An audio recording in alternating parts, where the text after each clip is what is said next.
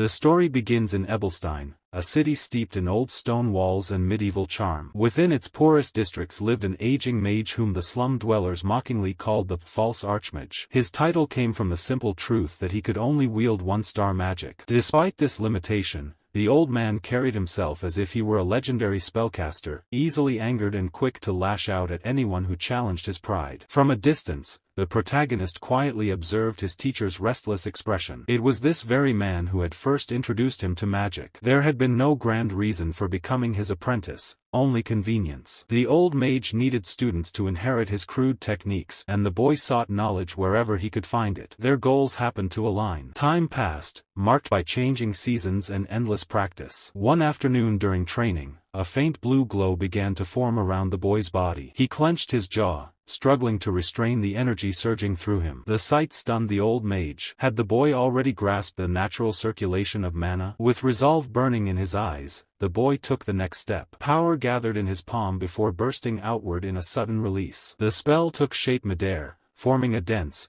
shovel-like construct of magic that shot forward. The old mage could only stare as it slammed directly into a tree, splintering bark and shaking the ground. Teacher and student stood frozen, stunned by what they had just witnessed. That was how the boy spent an entire year, absorbing everything his master could teach. He ran errands, completed menial jobs, and slowly carved out his place as a one-star mage. One night, while they camped beneath the open sky, the old mage drank himself into a bitter mood. Slurring his words, he complained that noble children reached 3 stars before adulthood. He warned the boy not to dream too big, insisting that commoners could never break past 2 stars. According to him, bloodline determined everything, and effort meant nothing. The boy listened in silence, understanding that these words reflected his master's own regrets rather than truth. That night felt endless as he watched the old man eventually pass out. The next day, rain poured relentlessly as the boy returned to camp. What he found stopped him cold. His master lay motionless on the ground, his body battered and bruised as if he had fought desperately before dying. At first, the boy assumed the old mage had picked a reckless fight. The truth was far crueler. The old man had been beaten to death by city guards after being caught attempting to steal a 2-star spellbook. No one understood why a man who preached resignation would risk everything for advancement. As the boy stood there in shock, a translucent system interface appeared before his eyes. Memories of bloodlines and limitations echoed in his mind. None of it mattered to him. He possessed no noble lineage to rely on. The screen informed him that he had unlocked the fundamentals of magic and must now choose a primary magical path. From that moment on, 4 years passed in a blur. During that time, he met Quasar Flameheart, a formidable 3-star mage and former head of House Flameheart. Living in Ebelstein, she survived by taking mercenary contracts and eventually took the boy under her wing, teaching him real combat experience. Much of his growth occurred in Belden's Tier, a lively tavern where warriors and mages gathered. Quasar often reminded him that ambition was natural for a mage, and she acknowledged his talent without hesitation. But she warned him that unchecked desire could become a chain rather than a ladder. The boy accepted her words earnestly, promising to keep them close to heart. During one training session,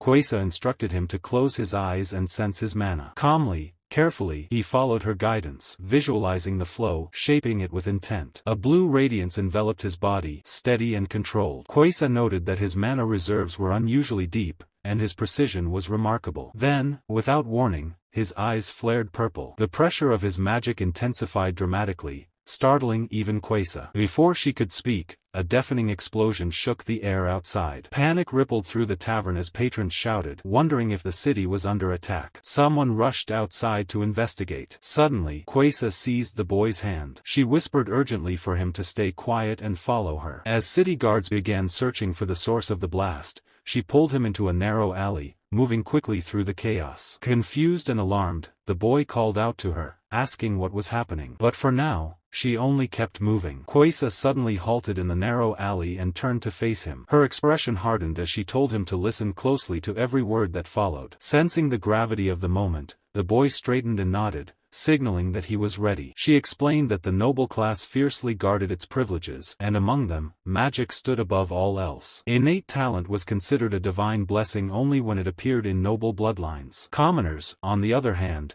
were rarely allowed the chance to evolve, making any sign of unusual strength deeply unsettling to those in power. What he had displayed moments ago, she continued, was far beyond ordinary. She revealed that he had unconsciously cast a 2-star spell, auditory hallucination. As her words settled, a familiar translucent system panel appeared before his eyes, confirming that at the age of 14 he had officially advanced to a 2-star mage. From that day forward, Quasar remained by his side, traveling together and teaching him several additional spells. Time flowed steadily, and a year passed before she received an offer she could not decline. She was appointed as a private instructor to the ruling family of Elvester County, an influential noble house. Such a position was considered a rare honor, one that most mages would never encounter in their lifetime. Before departing, she entrusted him with a 2-star spell book as a parting gift. Left alone in his room, the boy studied the book carefully, treating it as both a lesson and a reminder. Another year slipped by, during which he independently mastered 2 more 2-star spells. Now 16, his ambition remained unshaken. If anything, his resolve only deepened. One evening at the tavern, the manager excitedly called out his name, barely able to contain himself. He claimed to have finally secured a lucrative request. Curious, the boy asked for details. Grinning from ear to ear, the manager revealed that the commission came from House Duplain of the Grand Duchy. The boy was immediately taken aback. He questioned why such a powerful noble house would seek help from a modest tavern operation. The manager, however, was thrilled beyond reason. House Duplain was infamous for its wealth, spending gold without restraint. Grabbing the boy's arm, he insisted this was a rare chance to establish valuable connections. Unmoved, the young mage simply asked what the job involved. The manager explained that the task was straightforward, eliminating monsters within their territory. The simplicity of the explanation only made the boy more suspicious. For a family of that stature, such a request made no sense. Without hesitation, he declined the job and told the manager to find someone else. As he headed for the exit, he calmly stated that he avoided assignments that felt off. The manager hurried after him, clearly desperate. He argued that the request specifically required a mage, and mages were scarce. He insisted that the boy was the only viable candidate. Even then, the young mage prepared to refuse again, unwilling to invite unnecessary danger. That was when the manager placed a gold coin into his hand as an advance. Faced with the weight of real gold, the boy paused, then accepted both the payment and the questionable commission. Not long after, he met the clients, a trio shrouded in mystery. As the manager began the introductions, the man wearing a monocle immediately dismissed him. The client scoffed, stating that he had expected someone more capable, not a child. The manager rushed to defend him, claiming that the boy was the most skilled mage he knew. The man paid no attention. Turning away, he declared that the task was unsuitable for someone so young and prepared to leave, whispering something to his companion. At that moment, the cloaked figure among the 3 stepped forward. Their presence alone carried an undeniable pressure. The hooded stranger finally spoke, calling Derrick by name and insisting they speak in private. Before any answers could be given, the scene shifted far away to the Grand Duchy of Duplain,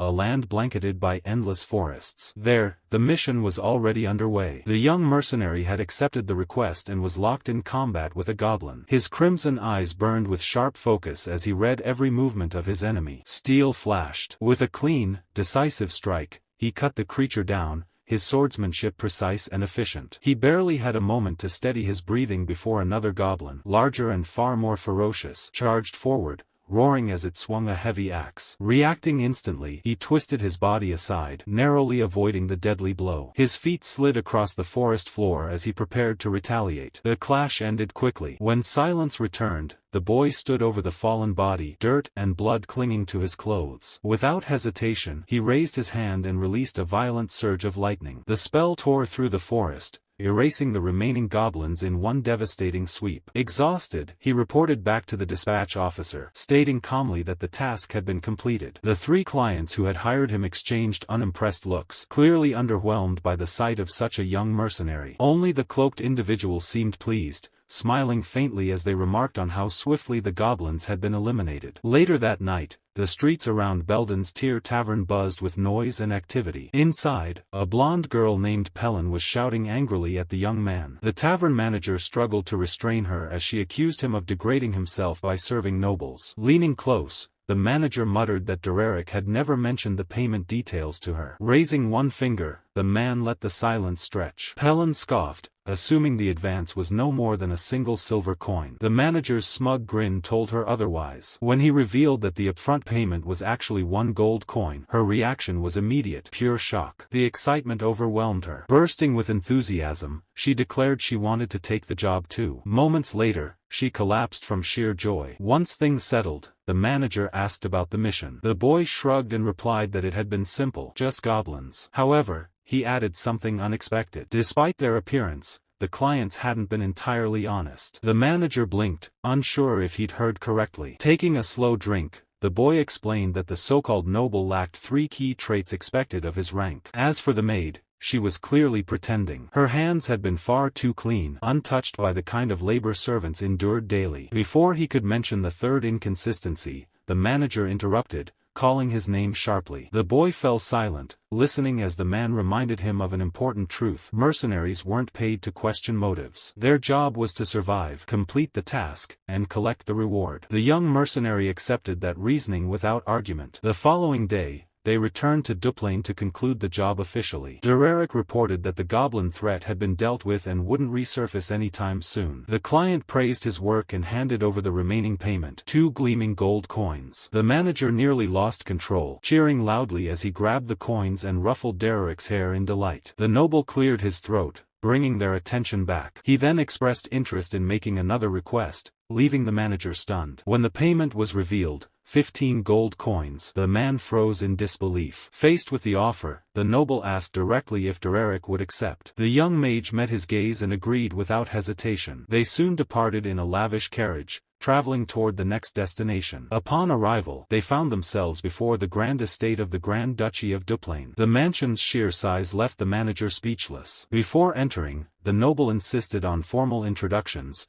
despite the manager thinking it unnecessary. The man revealed himself as Dylan, the head butler serving the Grand Duke. Panic instantly overtook the manager. Shortly after, the woman stepped forward and introduced herself as Katerina, the estate's head housekeeper. Finally, the cloaked individual removed any doubt, revealing his identity as Jaden, captain of the Belden mercenaries. Only then did the young mercenary realize the truth. They had all concealed their real status, each holding far more authority than they had claimed. As Katerina led them into the massive residence, the manager finally understood just how significant their client truly was. The cloaked figure slowly lifted their hood. Derrick remained silent, watching closely as the hidden face was finally revealed. It was a young woman. Calm and composed, she introduced herself as Aline Duplain. Without hesitation, she explained her purpose. She wished to hire him as a tutor for her younger sister, Daila. The request left Derrick stunned. Teaching magic to a noble's daughter was far beyond anything he had expected. The scene shifted deeper into the Duplain family mansion, a vast estate that radiated authority and history. Suddenly, the heavy door of an office burst open with a violent crash. A young man named Rigg stormed inside,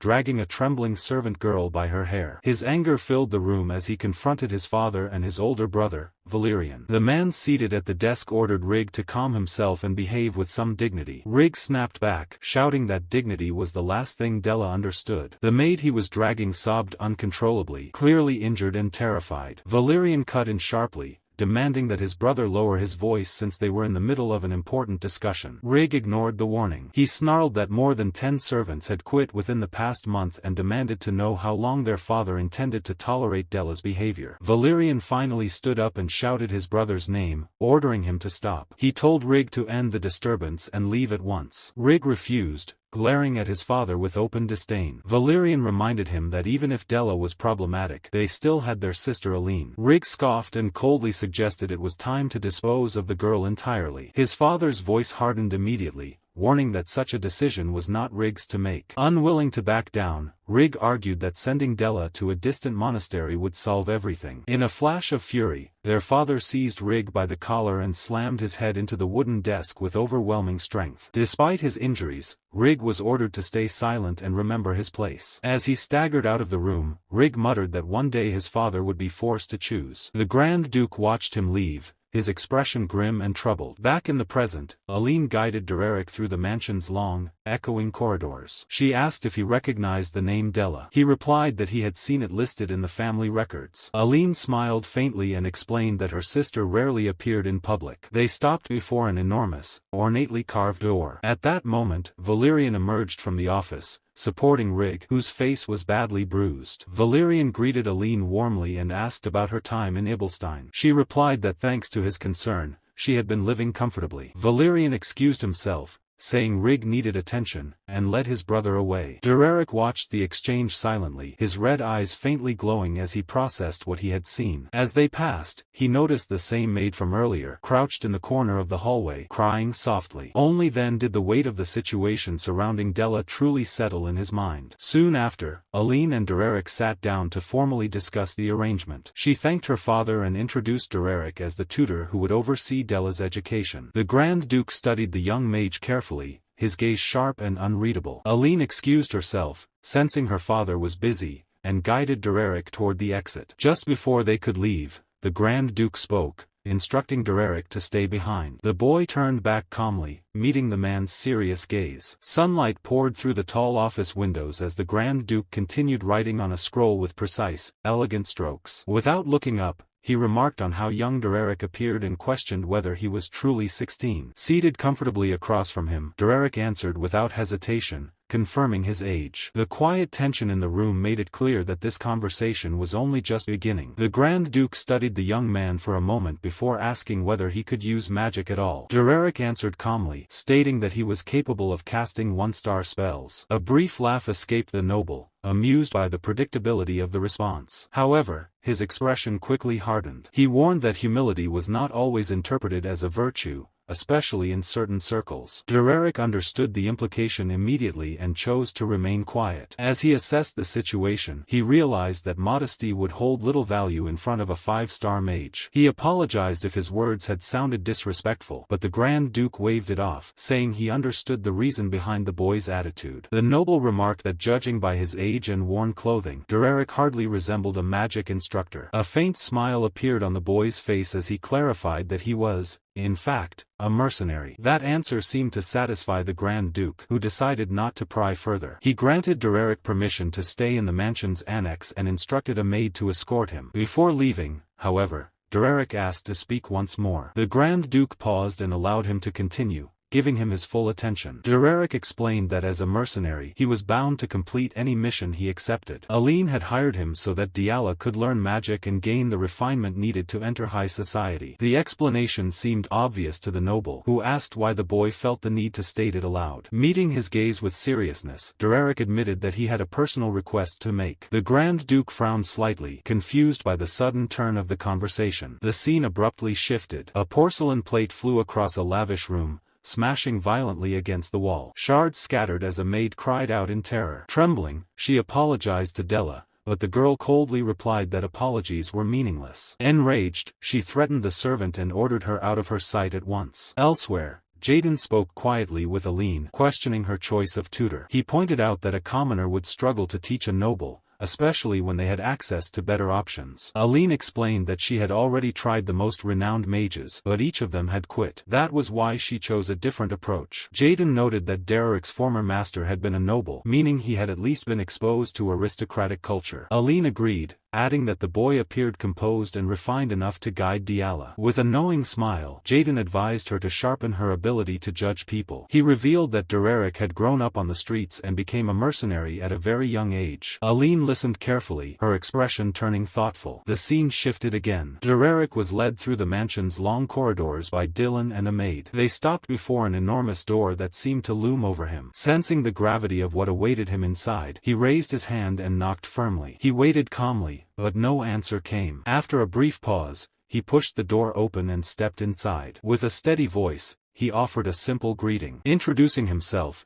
Derrick addressed Diala and politely asked for a moment alone so they could speak. Without turning around, the girl ordered the boy to come closer. Derrick complied, stepping forward at a measured pace. As the distance between them closed, a sly curve formed on Della's lips. In the next instant, she flung the contents of a cup straight at his face. The liquid splashed into his hair and ran down his cheeks, dripping slowly onto the floor. She smiled cruelly, remarking that she had mistaken him for a sewer creature invading her room. Repeating the insult, she asked if he was the mercenary the butler had mentioned. Resting lazily against a chair, she continued to stare at him with open disdain. Then, climbing onto a small table to loom over him, she grabbed a bucket and dumped its foul contents over his head. Filthy water poured down his clothes, soaking him completely. Derrick didn't move. He stood there silently as the water slid off him. Della clicked her tongue, complaining that the bucket was empty and that the humiliation hadn't been as satisfying as she'd hoped. That was when Derrick slowly raised his head. His eyes burned with restrained fury. The sudden shift startled her. Shock flashed across her face before she lashed out,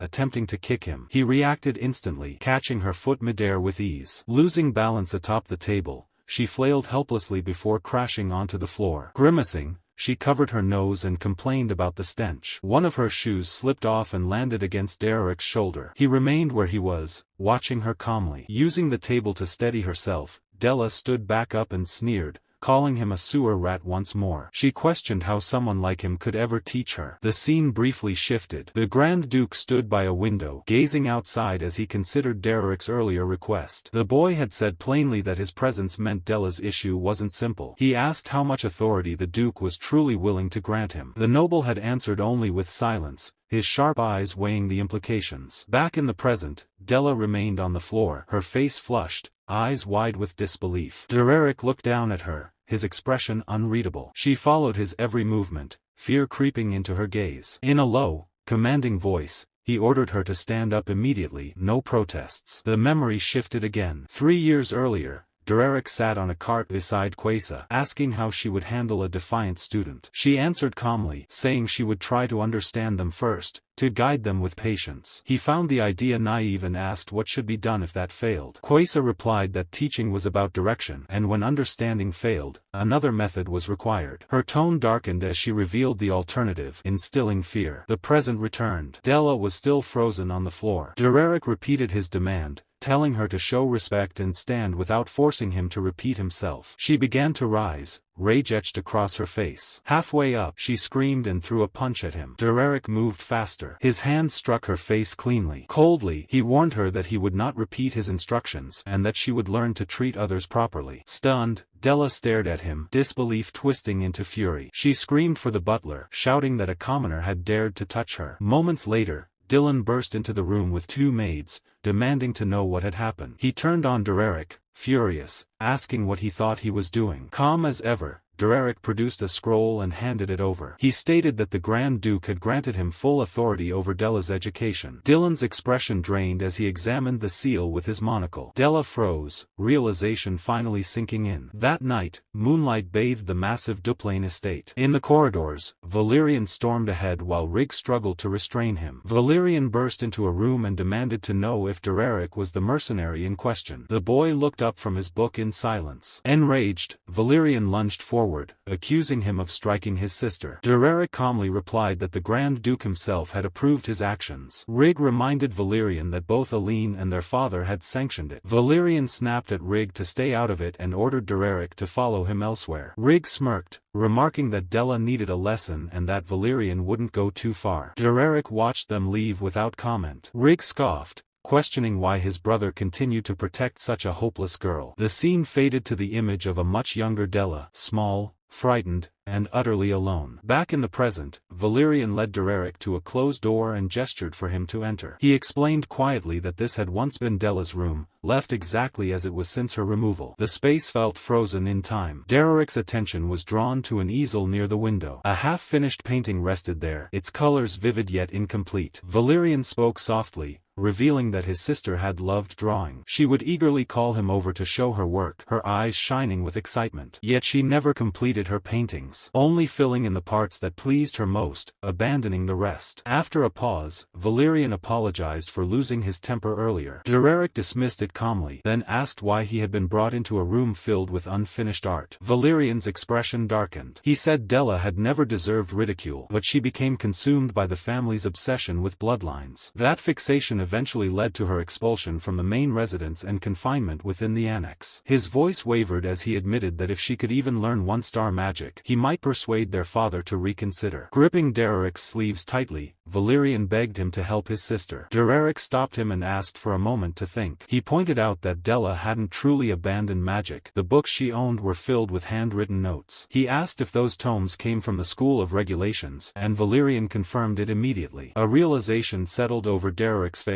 Another unfinished painting caught his eye, this one depicting a forest, vibrant yet incomplete. Holding one of the magic books, his gaze hardened with resolve. He handed the book back and said simply that he would try. Night fell over the massive Duplain estate. In the annex, Della slept unaware until icy water crashed over her without warning. She jolted awake, screaming, soaked to the bone. Standing over her, Derrick smiled faintly and asked if she truly thought this was the time to sleep. Furious, she shouted that he had lost his mind, demanding to know how he dared enter her room. Ignoring her protests, he seized her arm and told her they were going somewhere important. She screamed for help as he dragged her through the corridors, but no one came. Unbothered, Derrick pulled her beyond the mansion walls and toward the shadowed forest. Once there, he shoved her to the ground. Pain shot through her as she cried out. She yelled that he was delusional if he thought this cruelty could teach her anything. Derrick replied calmly that she never listened and asked if she wanted to hear something interesting. A chilling smile crossed his face as he confessed that he took pleasure in putting arrogant nobles in their place. Fear overtook her. She demanded to know what he meant. He leaned closer, whispering that the tutoring arrangement was merely an excuse to get close enough to break people like her. Drawing his sword,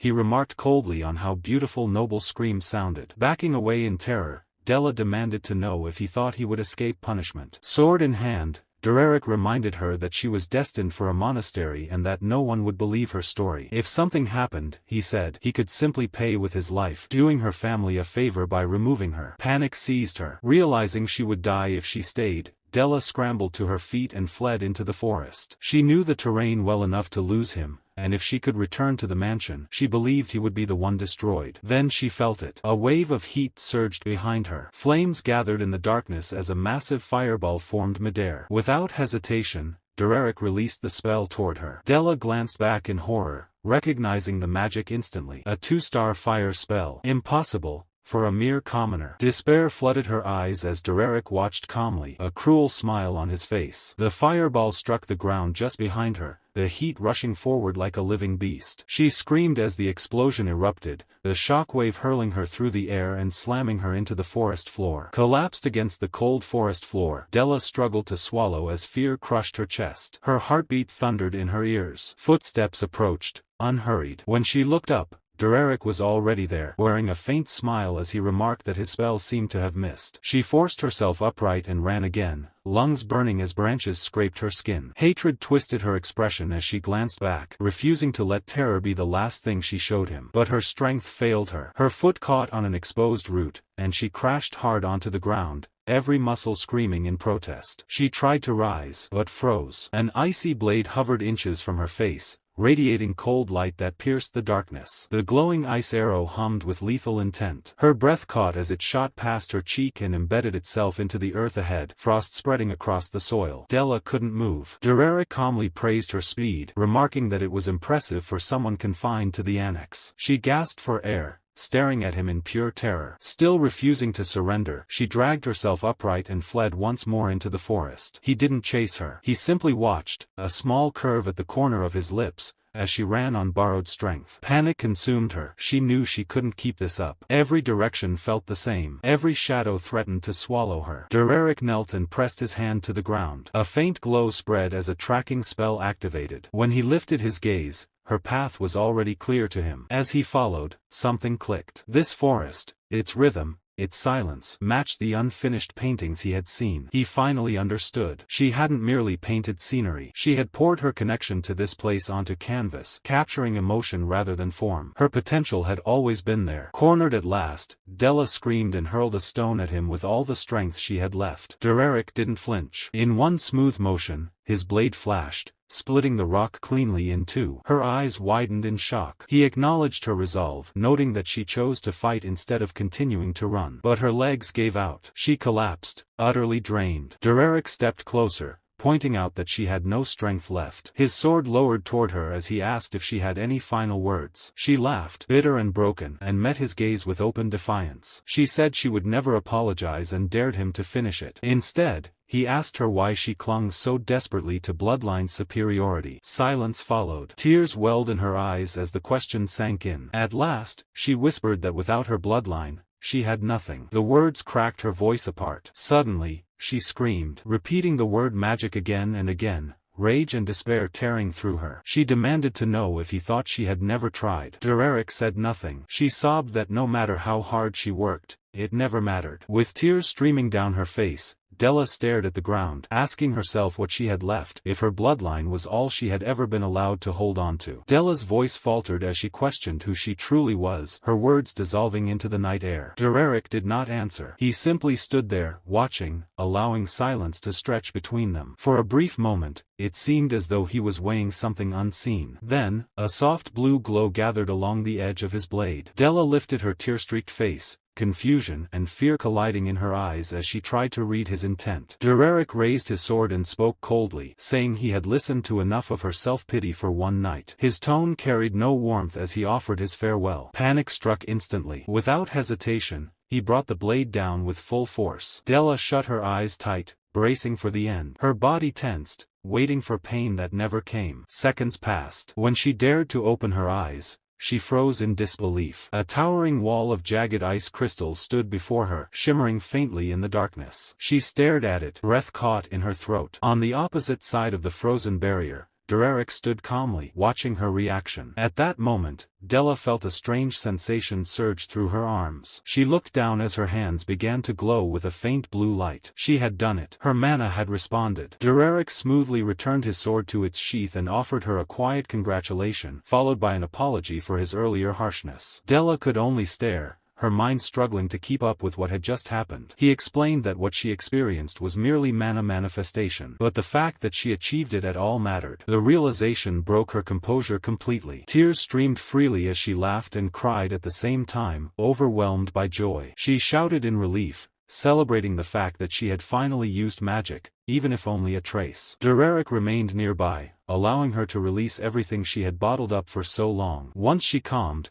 he told her that she belonged to the school of the wild. The statement left her stunned. He went on to explain that most nobles are taught through the school of regulation, which was why she had always struggled. For her, forcing that system was like wearing clothes that were never meant to fit. Della asked how he had known so quickly. With a faint smile, Derrick said he had seen her paintings and felt the mana embedded within them. He explained that mages of the wild resonate with nature instinctively, often expressing it long before they realize what it is. Understanding dawned across her face. He rose to his feet and told her that was enough for one night. While she had awakened her mana, her journey was only beginning. As he turned to leave, Della called his name. He paused and faced her. Embarrassed, arms folded tightly, she thanked him in a small voice. Derrick hesitated, unsure how to respond, then simply told her it was time to go. Together, they headed back toward the mansion. Along the way, he remarked on one of her paintings. She quietly admitted it was her finest work. The next morning, sunlight poured into the room, marking the start of something new. Della woke in her bed feeling different, steadier, more focused. With renewed determination, she raised her hand and closed her eyes, carefully attempting to call forth her mana once again. Della fixed her gaze on her outstretched hand, brow furrowed in concentration. She tried to guide the unfamiliar energy coursing inside her body, but the moment she attempted to shape it, the power slipped away like mist. The faint glow vanished, leaving her staring at her palm in frustration. Even now, controlling mana felt far more difficult than she had imagined. Outside her room, a maid approached with a laundry basket balanced against her hip. At that moment, the door flew open without warning. The servant shrieked in shock, stumbling backward. The bucket she carried tipped over, and murky water spilled across the floor, splashing over Della's bare feet. The young noble did not move. Trembling, the maid dropped to her knees and apologized over and over, her voice shaking with fear. She fully expected punishment, just as before. Della stared at her in silence,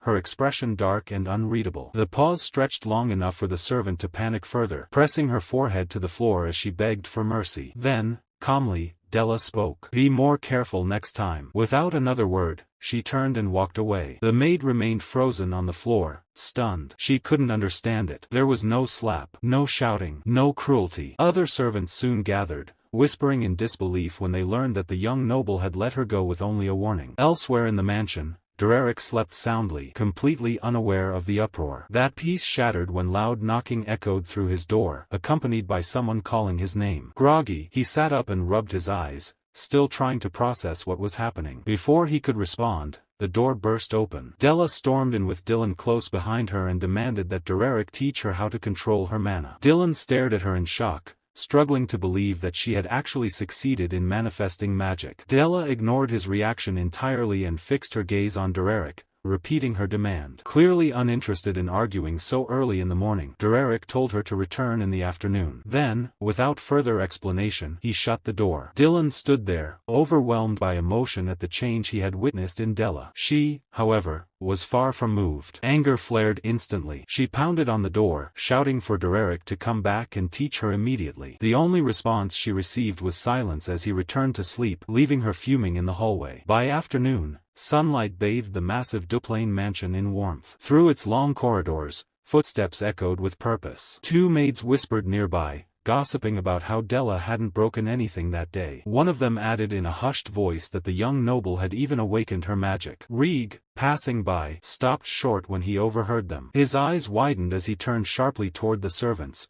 demanding they repeat what they had just said. Meanwhile, in his office, the Grand Duke calmly continued writing until Icelandine informed him of the news. According to the servants, Della had indeed manifested magic. The man finally relaxed, a trace of relief crossing his features. R.A., however, warned against celebrating too soon. Manifesting mana alone proved nothing. Ace Lion bristled at her words, snapping that their sister deserved praise for even reaching this point. Their father listened quietly as the argument unfolded, his expression unreadable. Rieg reminded them of Della's past behavior and insisted that this alone was not enough to spare her from being sent to the convent. The Grand Duke said nothing, clearly weighing his next decision. Back in her room, Della sat with her back turned, arms crossed, sulking. Derrick approached and asked if she was angry because he had shut the door on her earlier. Without facing him, she replied that she wasn't upset. She was furious. He warned her that throwing a tantrum would not change the situation. Della snapped back that she wasn't being stubborn, just angry. Calmly, Derrick explained that rushing things would only make matters worse and that progress required patience and proper order. Finally losing her temper, Della spun around and shouted that she had already said she was angry, not sulking. Derrick said nothing. He simply looked at her, his silence heavier than any scolding. Realizing it wasn't working, she sighed and muttered that fine. If he insisted, then she was pouting. That finally prompted a reaction. Derrick leaned against the chair and began explaining. Just because she had awakened mana didn't mean she was ready to wield it freely. Della yawned and complained that he sounded like a rigid, overly serious instructor. His expression darkened. He asked if she would prefer a less by-the-book method. Instantly, memories of the forest and his terrifying presence flooded her mind. Her posture straightened, fear wiping away her attitude in an instant. She quickly apologized, telling him to forget what she said and continue the lesson properly. Derrick nodded, and the lesson finally began. Derrick began the lesson by stating their goal clearly. They would focus on manifesting magic. He explained that the School of the Wild followed no rigid formulas. Instead of rules, it valued instinct, freedom, and harmony with one's natural disposition. As he spoke, he added that this approach suited Della perfectly. The words caught her off guard. He went on to say that her temperament aligned naturally with the wild path, and combined with her noble bloodline, it gave her a strong foundation. Della froze for a moment before her cheeks flushed. She hesitated, then asked if he truly believed she was talented. When he confirmed it calmly, her excitement exploded. She jumped to her feet, eyes shining, and eagerly asked if that meant she was some kind of prodigy. The conversation quickly spiraled into a heated back and forth over whether talent alone qualified someone as a magic genius. Outside the room, Rieg overheard their voices through the door. His expression darkened as he listened. After a brief pause,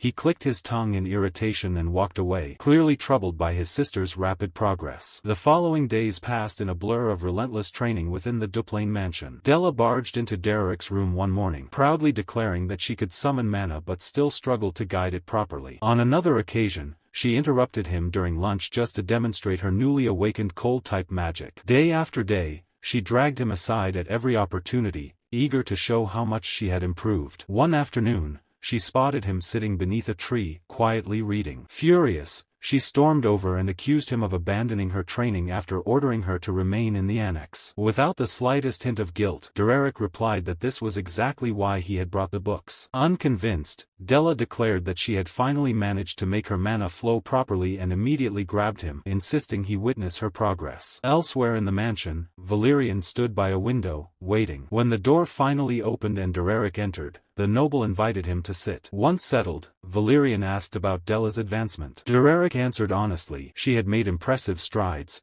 but mastering even a single star spell would take time. Valerian nodded, then mentioned that their mother would return from a meeting the following week. He warned Derrick that she was difficult to handle and that nobles generally disapproved of commoners occupying significant roles. Derrick acknowledged the warning and asked if that was the reason he had been summoned. Valerian fell silent, clearly choosing his words carefully. He then revealed that he would soon become the head of House Duplain and that such a position carried immense responsibility. He spoke about sincerity, appearances, and how complicated people's hearts could be. Losing patience, Derrick cut in and asked him to get to the point. Clenching his fist, Valerian finally confessed the real issue. In a petulant tone, he complained that Della no longer wanted to spend time with him. Derrick stared at him blankly, unsure how to respond. Valerian reminisced about their childhood, recalling how she used to greet him with a bright smile. Now, she only followed Derrick around, ignoring everyone else. Desperate, he begged for advice on how to regain her attention. As proof of his effort, he pulled out a doll he had learned to make from the maids, proudly asking if it resembled Della. Derrick eyed it darkly and asked if he was attempting some kind of curse. Offended, Valerian began to whine, then finally gave up,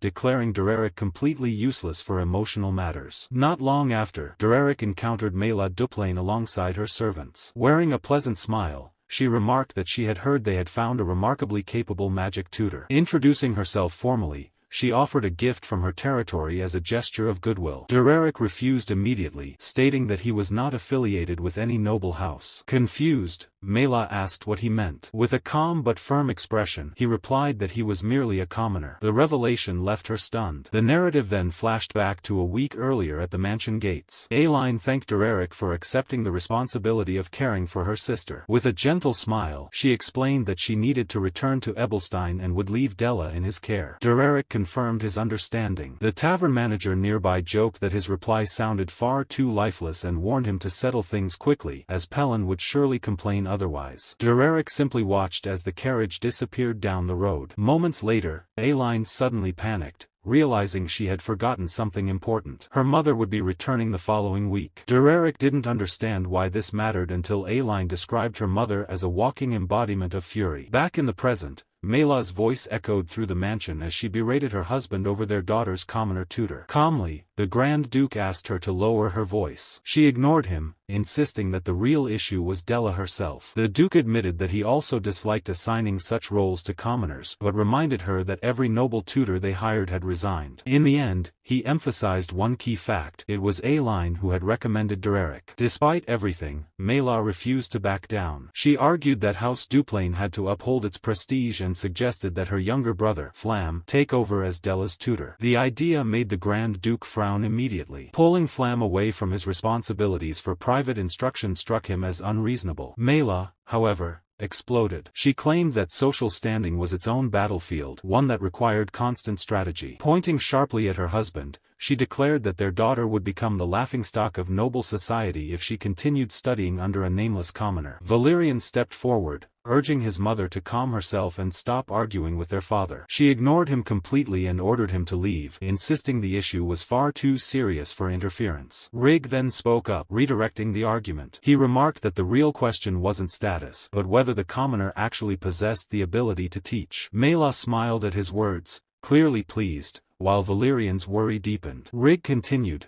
saying that although a commoner instructing a noble was unusual, it could be tolerated if the tutor proved his worth. He proposed testing Derrick through a magic duel. The Grand Duke immediately shut the idea down, warning his son that Derrick was a genuine mage. Rig scowled, irritated at being contradicted. Unwilling to concede, he suggested a different approach, testing Della instead. Valerian stared at him, baffled. Rig explained calmly that if Derrick truly was a competent teacher, then Della's improvement would speak for itself. The Grand Duke remained silent, clearly weighing the idea. Valerian tried to object, but Rig was already walking away, intent on carrying out his plan. As they left the room, Valerian demanded to know if his brother had lost his mind, proposing such a thing for their sister. Rig countered that Della had changed and reminded him of the trouble she had caused in the past. Valerian insisted she was their only sister and needed protection no matter what. Rig laughed bitterly and asked if he truly believed in that cursed bloodline rhetoric. He shouted that the same blood had nearly destroyed their family countless times. Valerian froze,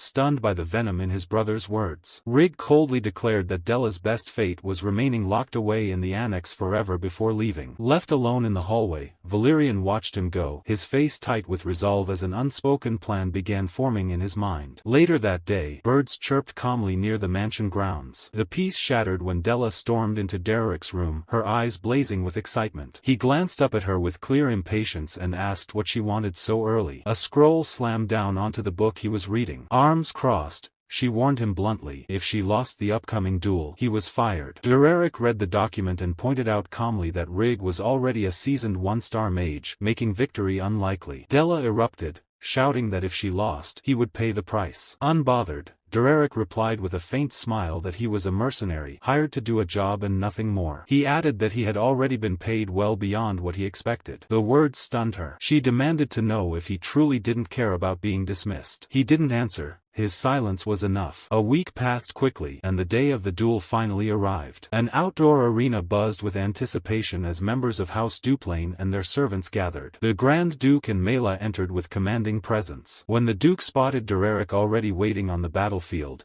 the young mage bowed respectfully, his expression calm and unreadable. The Duke studied him closely, noting the complete absence of nerves. Taking his seat, he decided it wasn't yet time to discard such a composed tutor. Soon after, Rig stepped into the arena, his movements deliberate, his expression cold. He announced that this would not be a mere test. He intended to crush Della completely and make her regret every mistake she had ever made. Moments later, Della entered the field, cloaked in a hood, her face set with determination. Her thoughts drifted back to a previous conversation. She had asked Derrick whether he truly didn't care what happened to her. He told her that her magical growth was already moving in the right direction. Confused and tearful, she questioned why he kept bringing up the Duplain bloodline. He reminded her that the School of the Wild emphasized self-discovery over rigid instruction. Desperate, she demanded to know why he was saying such things now. He offered no answer. Lowering her head, Della admitted she wasn't an ideal student. Still, she begged him not to abandon her. She didn't want another tutor. Derrick listened in silence, his back turned. After a long pause, he admitted he knew nothing about noble duel etiquette. He had never fought under such rules. Memories surfaced, Della's life under constant judgment, whispered criticism, and disappointed stares. Derrick said he could teach her how to win, if that was truly what she wanted. Images of her past failures flooded her mind. Tears streamed down her face as she agreed and asked him to make her victorious. That was why she stepped into the arena, not as Rig's younger sister, and not as the youngest of House Duplain. Derrick understood. She stood there simply as a mage,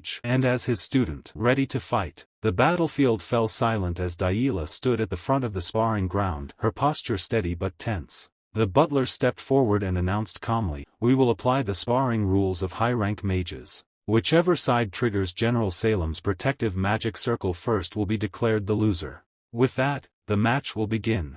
At his words, Daila lifted her gaze. Her eyes met Rig's. For a brief moment, the world seemed to narrow to that single exchange. Rig's expression was controlled, but there was something sharp lurking behind his gaze, an intent that made Daila's instincts flare with warning. The signal was given.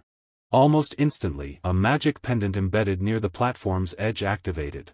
A faint, shimmering light spread outward like ripples across water. Invisible lines traced themselves through the air, forming General Salem's phantom protective magic circle. It was an advanced construct, designed to nullify lethal damage and forcibly suppress spells before they could cause fatal harm. From the sidelines, Derrick watched with narrowed eyes. So this is how nobles spar, he thought coldly. Expensive accessories just to avoid injuries. His gaze flicked briefly to the pendant, then back to the battlefield. It must be convenient to be rich enough to throw money away like this. The sparring duration had been set at 10 minutes. However, the moment Derrick observed Rig's stance, he knew the match would not last nearly that long. Rig had no intention of dragging this out. Rig raised one hand. Dense purple mana gathered around his palm as he began chanting. The energy twisted violently, compressing into a sharp, unstable mass that crackled with pressure. The air itself seemed to vibrate under its weight. Daila looked up, her brows knitting together as the oppressive force washed over her. The raw intensity of the mana made her chest tighten. Rig's eyes hardened. Purple light erupted as the energy took form. "Sorry," he thought coldly, "but I need you back in the annex." He lunged forward without warning, shouting her name as he swung his arm down. A sharp slash of condensed energy tore through the air, screaming as it raced straight toward her. Daila's eyes flashed. At the very last instant she activated her ability and slipped aside. The attack grazed past her, missing by a hair's breadth before slamming into the ground behind her. Raid clicked his tongue, teeth grinding together. How dare she? He didn't hesitate. Another attack followed immediately, then another. Daila retreated, maintaining distance while keeping her focus locked firmly on his movements. Each step was precise, calculated. She refused to let herself panic. From the sidelines, Derrick observed every exchange with a critical eye. She's handling one-star magic without trouble, he assessed. But when it comes to real combat, she's still inexperienced. His gaze sharpened. She's forcing the spell's trajectory instead of guiding it. At this rate, she'll burn through her mana quickly. A violent clash erupted as Raig's aggressive magic slammed into Daila's barrier. The mana shield flared brightly, rippling as sharp energy collided against its surface. The impact sent vibrations through her arms. Raig scoffed. She's not even using star-rank magic, he sneered. It's just raw mana manifestation. Does she really think she can block me with something like this? Purple light surged again. This time, 3 condensed spheres of energy formed in his hand, each one pulsing with unstable power. His aura intensified, pressing down on the battlefield like a storm. If it's just a trick, Raig said coldly, I'll break through it with pure firepower. Try blocking this, Daila. Inside the barrier, Daila lifted her gaze. The mass of energy looming above her felt overwhelming, as if it could swallow her whole. Her heartbeat thundered in her ears. Suddenly, Derrick's voice echoed in her memory. Remember this, Lady Daila. She could see him clearly, standing tall, eyes sharp, expression unwavering. Mercenaries don't fight like nobles, he had said. They don't believe in fairness or honor during combat. Their only goal is victory. His voice had been harsh, but truthful. This isn't a clean duel, Derrick continued. And even if you win, you may still be criticized. Daila's breath steadied as the memory replayed. Even so, he had added, you can still choose an ending where you win. Her fear slowly receded, replaced by a burning resolve. Another memory surfaced. Are you really fine with that? Derrick had asked, his gaze piercing. Of course. Daila had shouted back without hesitation. The memory shattered. She snapped back to reality. Her eyes sharpened as mana surged through her body. Raid gave her no time to recover. His attacks came in relentless succession, precise and unforgiving. Among mercenaries, Daila thought, there are people who win even when they're weaker. She lifted her gaze slightly. Those people don't duel, she murmured. They fight. Raig struggled to keep pace as he unleashed another sharp attack. The strike grazed past Daila's side, the wind pressure slicing dangerously close. She dodged just in time, feeling the chill of near impact. By fighting, her thoughts continued, they control the battlefield using terrain and timing. She forced herself to calm down. Instead of retreating further, Daila suddenly lowered her body and dropped to the ground. They use every method available to seize victory. Another attack lunged toward her. They never waste even a brief moment when their opponent lowers their guard. Raig's magic collided with her barrier again. This time, cracks spread rapidly across its surface. The shield trembled violently, teetering on the verge of collapse. Cold sweat slid down Daila's back. This is getting bad, she muttered through clenched teeth. Raig's voice cut through the tension. The game is over. He lunged forward. For a split second, Daila froze as the attack closed in. Then, boom! A violent explosion shook the ground. Stone shattered, and thick dust surged upward, swallowing the battlefield entirely. Derrick stood rigid, eyes locked on the smoke-filled arena. Daila, her maid screamed. From the stands, Daila's mother shot to her feet, panic flooding her face. Daila, she cried, turning sharply toward the butler. Dallin, what are you doing? Stop the spell now, she's hurt. Her husband's voice cut through her panic. Sit down. The Duke's tone was firm, commanding. His gaze never left the battlefield. It's not over. But you saw it yourself, his wife protested. She was clearly hit. Wrong, the Duke interrupted sharply. General Phantom's magic circle didn't activate. He exhaled slowly, eyes narrowing. Then he glanced sideways at Derrick. The young man hadn't even blinked. It was as if he had expected this outcome from the very beginning. On the battlefield, Rhaeg stared into the smoky ground, confusion flashing across his face. She should have been hit, he muttered. Then why didn't the magic circle activate? Where did she go? His eyes widened. Movement. Crystals of sharp energy erupted from the ground beside him. Rhaeg barely dodged, leaping away with a curse. His heart pounded as realization struck. The attack came from below the platform. If she left the platform, that should count as a loss, he thought sharply. Then he hesitated. His gaze flicked toward the butler. Does being below the platform not count as leaving it? Rhaeg clenched his teeth. They probably never imagined a trick like this being used in a noble spar. Another attack burst from beneath the ground. He avoided it by a hair's breadth, his breathing growing heavier with each exchange. I can't even see her, he admitted grimly. Landing a hit like this will be difficult. His expression darkened. All she needs is one clean blow. This spar doesn't resemble a noble duel at all. Finally, Rhaeg spotted her. Daila emerged from the ground, dirt clinging to her clothes. Slowly, she straightened and looked up at him. Rage burned in her crimson eyes, far removed from the calm expression she usually wore. Rhaeg stiffened. I've seen that look before, he realized. The same look Derrick had worn when my older brother grabbed him by the collar. Rhaeg's gaze snapped toward Derrick. There's no way she came up with this alone. His teeth ground together. That bastard, Derrick, this was your plan. With a sharp motion, Rhaeg removed his black coat and tossed it aside. His stance shifted completely, all traces of playfulness gone. Fine, he said coldly. I'll play along with your scheme, Derrick. The attack from below had shaken Rhaeg more than he expected. The strike to the lower part of the arena burned in his memory, not just in his body. Instead of fear, it left him sharper, colder. Above the battlefield, Daila's mother leaned forward, eyes wide. She had noticed something wrong in the dust bowl beneath the platform. Daila had slipped under it. Panic rose in her voice as she called out for the fight to stop. But her husband, head of the family, remained calm. No rule had been broken.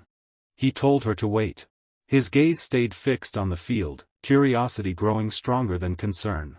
Beneath the platform, hidden in the thick dust, Daila sat still. Her breathing was steady despite the noise above.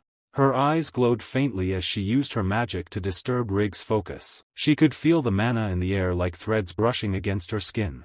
Every current, every shift, was clear to her. She locked onto it with pure determination. Above her, Rhaeg clenched his teeth and tried to cast again.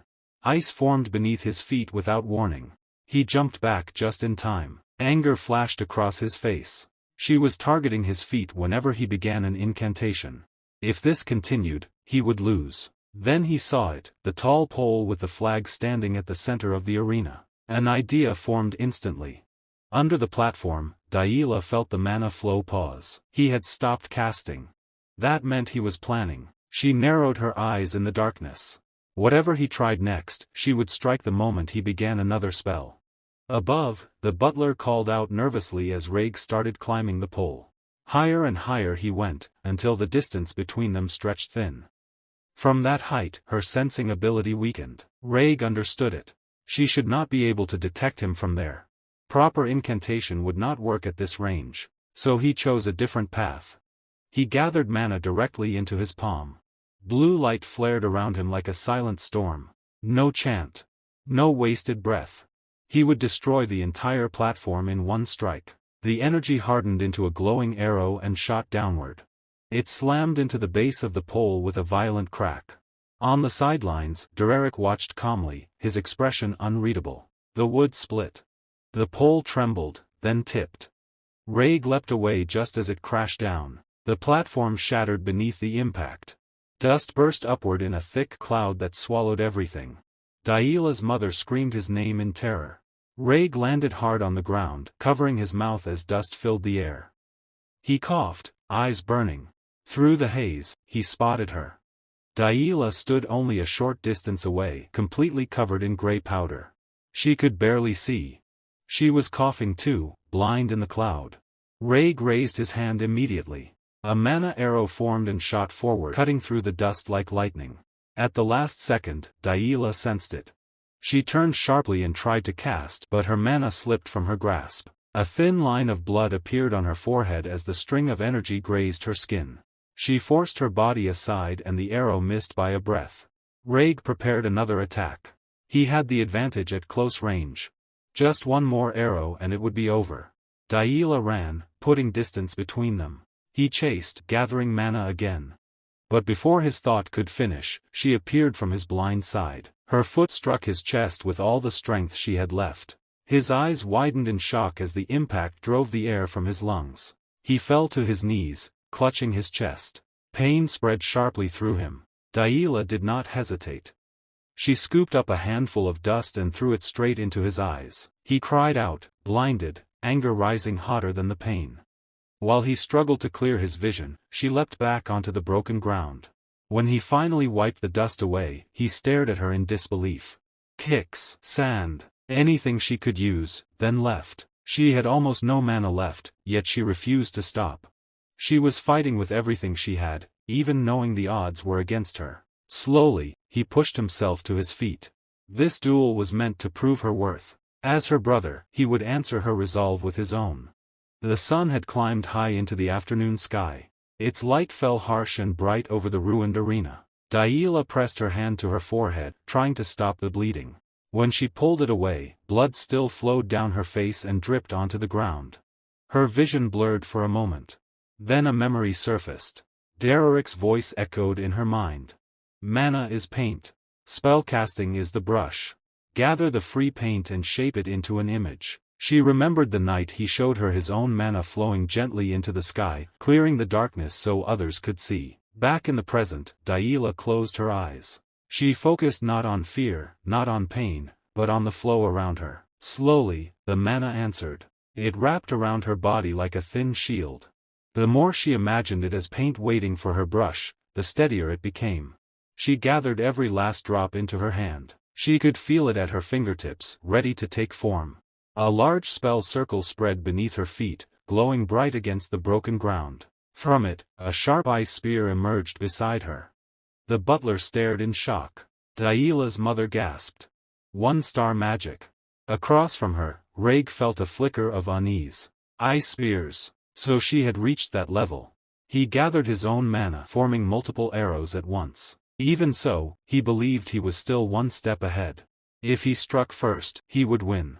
They moved at the same instant. Daila thrust her hand forward, sending the ice spear flying with full force. Rhaeg released his arrows in a storm of blue light. The attacks collided midair. A massive explosion tore across the arena. Blue energy burst outward in every direction, forming a wide circle that crackled with yellow lightning. The shockwave slammed into the watching parents, leaving them stunned. Dust swallowed the field once again. When it cleared slightly, Rhaeg stood breathing heavily, drained from the effort. Across from him, Daila remained silent, chest rising and falling with equal strain. And nearby, Derrick watched without a word, his calm gaze fixed on the aftermath. 1 year ago, 3 small birds huddled on a thin branch outside the Duplain castle. Their mother leaned down, feeding them one by one as they chirped with bright hunger and simple joy. The sound was alive, it echoed softly against cold walls that had witnessed far heavier things. Inside the corridor, the Duke walked with steady steps, his butler trailing half a pace behind. The butler spoke of a letter that had arrived at the Duplain residence that morning, something about a gathering soon to take place. His voice was careful, formal, filling the air with matters of rank and duty. But the Duke was not listening. His gaze had drifted past polished floors and tall windows toward a half-open door. Inside that room, his daughter sat alone on a chair. Her posture was small. Her face looked drained of light. The sight caught him harder than any news ever could. The scene shifted to the training grounds from earlier that day. Daila stood beneath an open sky, her breath uneven, her magic nearly spent. Across from her sat her opponent, Rhaeg. The barrier shield still shimmered faintly between them, proof that the match had ended. She had lost. The weight of it pressed on her chest as she looked up at the sky, as if searching for an answer written in the clouds. There was none. Only silence. Her teacher stood nearby, shoulders lowered. He did not speak. He did not need to. His bowed head said enough. He had believed in her. He had trained her. Yet the result stood plainly before them. Daila's vision blurred. The first tear fell, then another, until the restraint she tried to hold shattered completely. She cried loudly, openly, without grace. It was not the quiet weeping of a noble lady. It was the raw cry of someone who had given everything and still fallen short. From a distance, the Duke watched. His face remained calm, unreadable. Beside him, his wife burned with anger. Her voice rose sharply, demanding to know how something so rough and brutal could be called a magic spar. She questioned the teacher, the training, the very idea of allowing such harshness for a young lady of Duplain. Her outrage filled the space like fire seeking fuel. But the Duke did not turn toward her. His eyes stayed fixed on Daila. Her sobs grew softer but did not stop. She wiped her face again and again, trying to clear the tears that would not obey her. The Duke's thoughts moved elsewhere, to a memory from years ago. A young knight had once stood proudly before the king, introducing himself as Raymond Oswald Duplain. His voice had been strong, full of honor. The king had praised him, speaking of his father and the bright ambition in his eyes. The Duke remembered that look well. He had seen the same fire before. The present returned. Daila still stood on the field, smaller than the knight in his memory, yet somehow connected to that same unbroken line. The Duke studied her tear-stained face. The despair was clear. But beneath it something else flickered. It was faint, fragile, but alive. He thought quietly that the look in her eyes had changed. It had grown sharper, harder. Pain had carved something into her that comfort never could. Daila finally stopped crying, though tears still clung to her lashes. Two maids rushed toward her in panic, calling her name, asking if she was hurt, insisting she needed treatment at once. Their hands reached for her sleeves. Without looking at them, she pushed one hand aside. The gesture was not violent, but it was firm. The maids froze in shock. She did not want comfort. Not now. She walked toward Raig instead. He had risen to his feet, uncertain, as if unsure how to stand before someone he had just defeated. When she stopped in front of him, he looked down, words stumbling in his throat. He managed a brief, awkward praise for her effort. She lowered her head in return. No excuses. No anger. Only acknowledgement. Then she turned away. The maids hurried after her again, offering to escort her back to her chambers. She ignored them and continued forward alone. Each step seemed heavy, but steady. When she reached her teacher, she stopped. He looked at her in silence. For a moment, she held herself together. Then the tears returned, quieter this time. She wiped them quickly and spoke only two simple truths. She had lost. And she was sorry. The teacher looked at Daila for a long moment. Then he stepped forward and placed his hands firmly on her shoulders. His grip was steady, not gentle, but grounding. He told her it was all right. Losing was not the end. Frustration was not shame. It was fuel. If she used it well, she would climb higher and grow stronger. His voice carried no pity, only belief. The word struck her harder than the defeat itself. Something inside her broke again. She cried out, louder than before, the pain spilling from her chest without restraint. A maid hurried closer, unsure whether to touch her. Before she could act, the Duchess rushed forward. She dropped to her knees on the dirt without caring for her dress and held her daughter's face in both hands. Her voice trembled as she wiped away Daila's tears, whispering that she could not believe her child had endured something so harsh. She called her baby, her precious girl, as if Daila were still small enough to hide behind her skirts. Daila looked at her mother through blurred eyes and called her softly. The Duchess pulled her into a tight embrace, repeating that it was all right now, that everything would be fine. She urged her to receive treatment first, to rest. Tears gathered again in Daila's eyes, but this time she swallowed them back. She forced herself to stand straight. She would not cry again in front of everyone. With the maid surrounding her, she finally allowed herself to be led away. The Duchess remained kneeling for a second after Daila left. Only when her daughter disappeared from sight did her composure crack. She covered her mouth with a handkerchief and wept quietly. The teacher turned to leave as well, his duty for the day done. But he sensed movement behind him. The Duchess rose quickly and strode toward him. He paused and glanced back. Her hand struck his face before he could fully turn. The sound was sharp. She called him vulgar, demanded to know if he understood what he had done. So what if he had taught her one-star magic? Did he think that made him impressive? Her anger burned without restraint. The teacher did not defend himself. He did not raise a hand. He simply endured. She grabbed his collar and shook him, accusing him of staining something pure. She said he had filled the Grand Duke's daughter with cheap tricks, with disgraceful methods unfit for a noble lady. Another slap followed.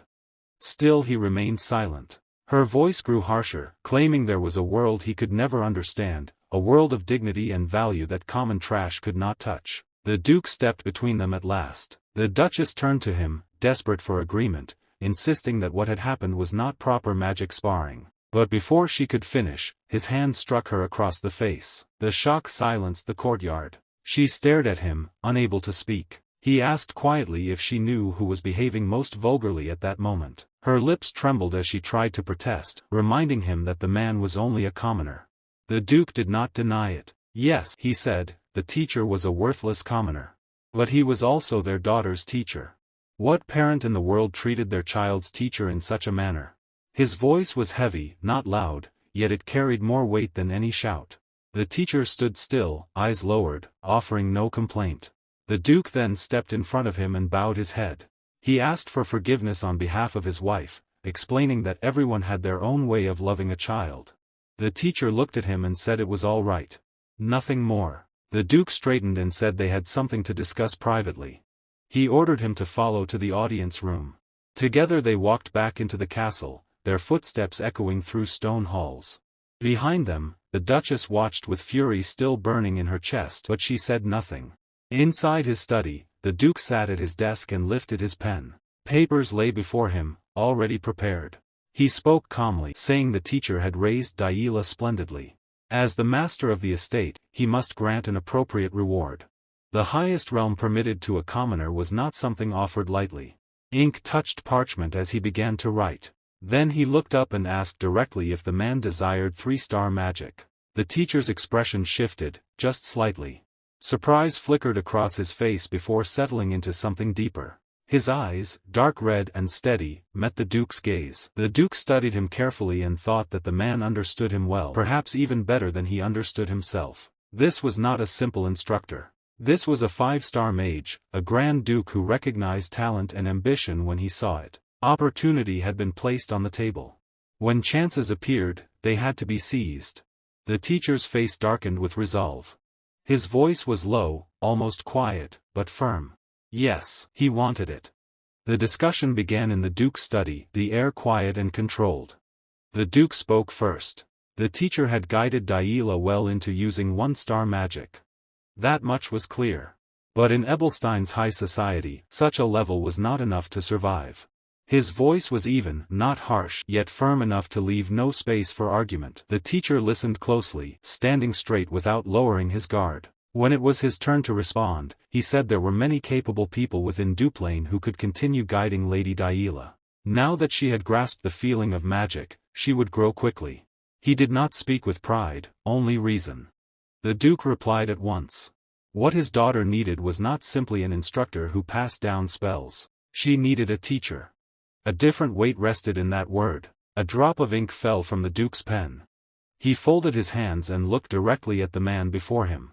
As a commoner, he said, the teacher was harboring an ambition far greater than he was permitted to dream of. The teacher remained still. In truth, the Grand Duke had never spoken this much to him before. Yet now every word cut straight to the point. The Duke continued, asking if he understood how insulting that ambition must feel to the lofty nobles. Such thoughts alone could provoke resentment. He was willing to overlook it only because it was him. The teacher lowered his head slightly. In his mind, he admitted the truth. The Duke knew he was aiming beyond 3-star magic, toward 4-star and higher.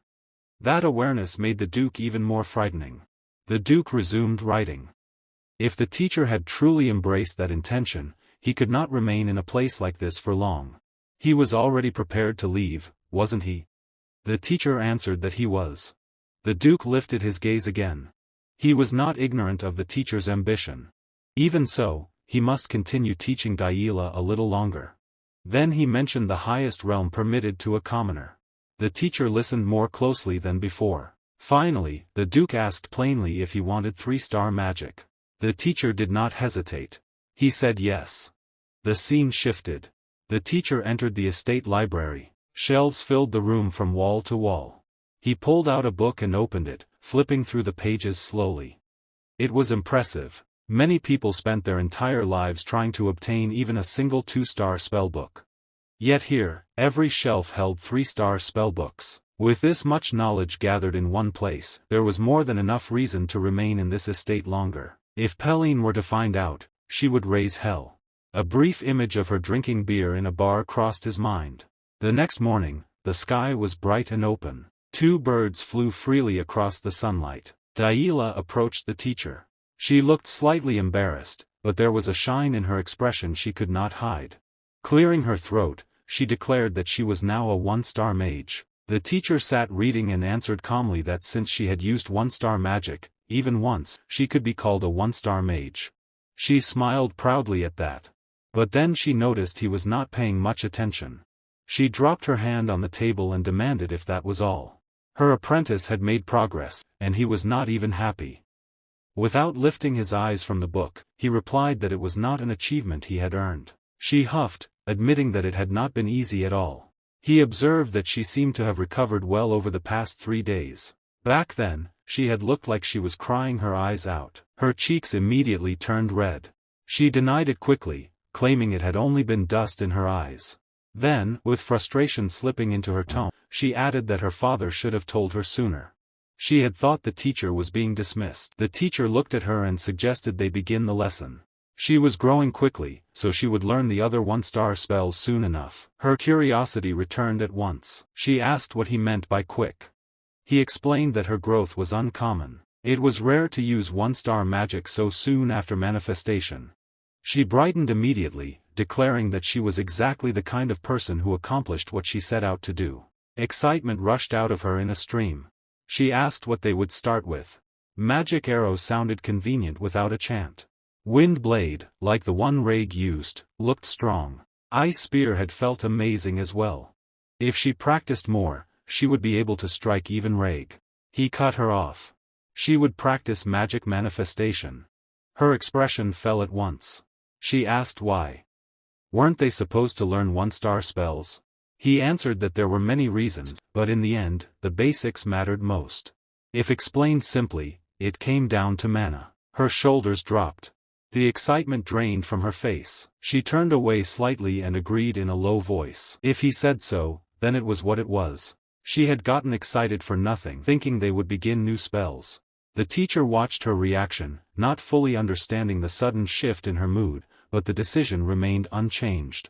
The foundation came first. Daila looked at the teacher and noticed he was already watching her closely. His eyes did not move away. She frowned slightly and asked why he was staring at her like that, wondering if there was something on her face. He quickly denied it and said it was only surprising to see her listen so obediently. A faint blush spread across her cheeks. She turned her face to the side and protested, asking what he took her for. She insisted she had respected his words from the very beginning. The teacher repeated that phrase in mild disbelief. From the beginning? He reminded her calmly that on their first meeting she had poured dirty water over his head, twice. The memory struck her pride.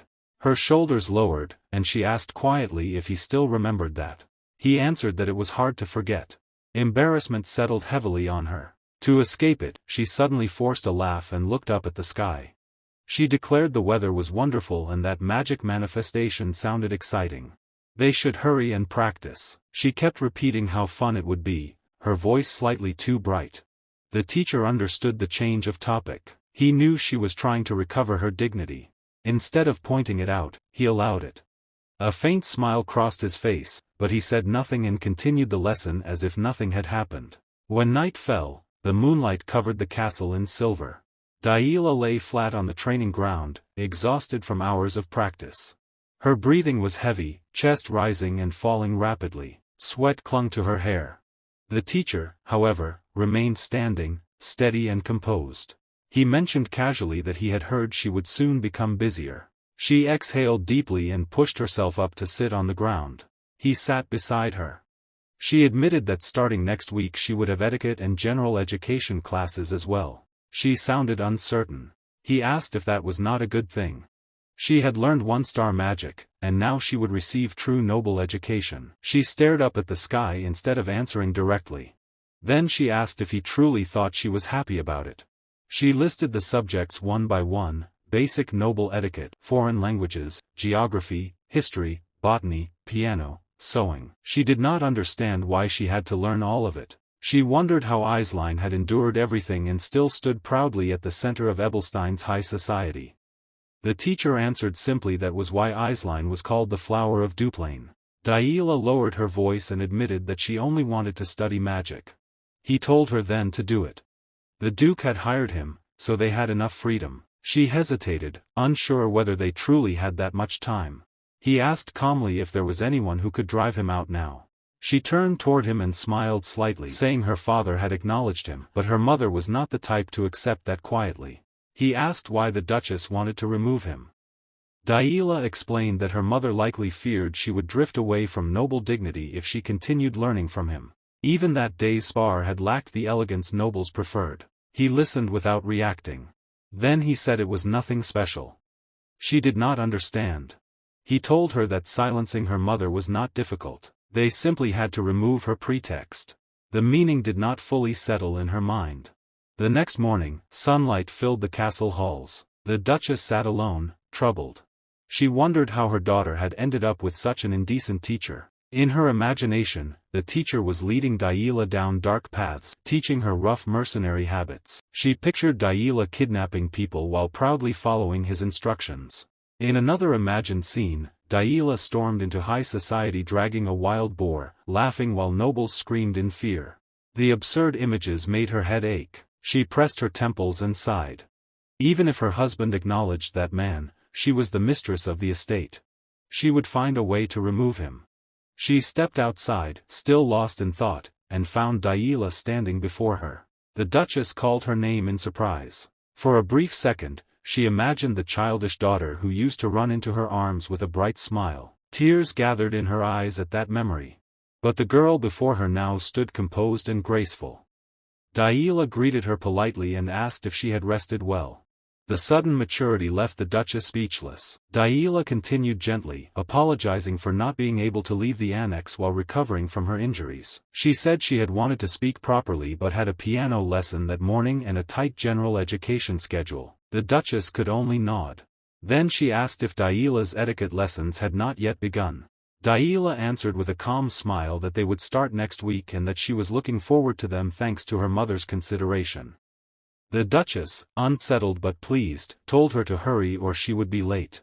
As Daila walked down the path, a maid accidentally dropped a bundle of wood. Daila stopped and looked at her. Instead of passing by, she smiled softly and asked if the maid was hurt. She told her not to overstrain herself. The maid stared in shock at the unexpected kindness and answered respectfully. Daila then continued on her way, posture straight, steps measured, leaving behind a silence filled with quiet surprise. Later that same day, the scene settled in the Ebelstein noble district. An angel statue stood at the heart of the castle garden. In the garden of the castle, Lady sat at a round table set for tea. Elant said, Rosia's salon had been full of laughter. The gatherings felt lighter than before. But at the last meeting, Aisline had seemed troubled, weighed down by worry. Elant had noticed it clearly. She had been concerned. Aisline blinked in surprise. She had not realized her feelings had shown so openly. With a small, composed smile, she lifted her teacup and admitted that she had indeed been worried at the time. However, most of the problem had already been resolved. She felt much better now. Her tone was calm, steady, almost relieved. Elant felt genuine relief hearing that. Lady Elant Alphione Belmiard, second daughter of House Belmiard. Still, another matter remained in her mind. She had heard a rumor that Aisline had left the noble district personally to save someone. The thought alone had unsettled her. Noble daughters did not step outside their protected world without serious reason. She admitted she had been deeply worried when she heard it. Aisline thanked her gently for the concern. Then she explained the reason. Her younger sister, Daila, had needed a magic teacher. Finding the right person had not been simple. So Aisline had chosen to go herself. The word sounded straightforward, but Elant's thoughts sharpened instantly. Aisline had gone in person? For a teacher?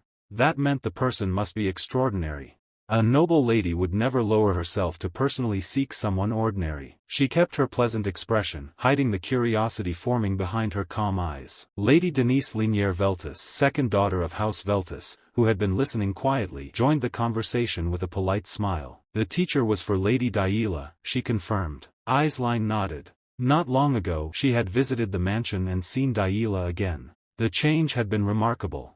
Her younger sister had grown into a proper young lady, so refined that she was almost unrecognizable. Aisling continued, her voice carrying quiet pride. Daila had manifested one-star magic. Her conduct was neat and composed. Seeing her progress had even made Aisling feel she needed to work harder herself. Denise kept her smile steady, but doubt flickered in her thoughts. Deplain had always kept Daila hidden. Why speak so openly now? Something about this situation felt unusual. Still, she simply remarked that it seemed Aisling had found a good teacher. Aisling agreed without hesitation. The teacher did not hold noble status, she admitted, but his ability was exceptional. It had truly been worth traveling all the way to the Beldun mercenary corps to find him personally. At that, both Elant and Denise paused. A mercenary. The word settled heavily between them. Elant's thoughts drifted to an earlier memory. She recalled how a cook once ran from the Deplain estate in tears, speaking of Daila's harsh behavior. Daila had once been known as wild, even cruel. Yet now she was disciplined, refined, and a one-star mage.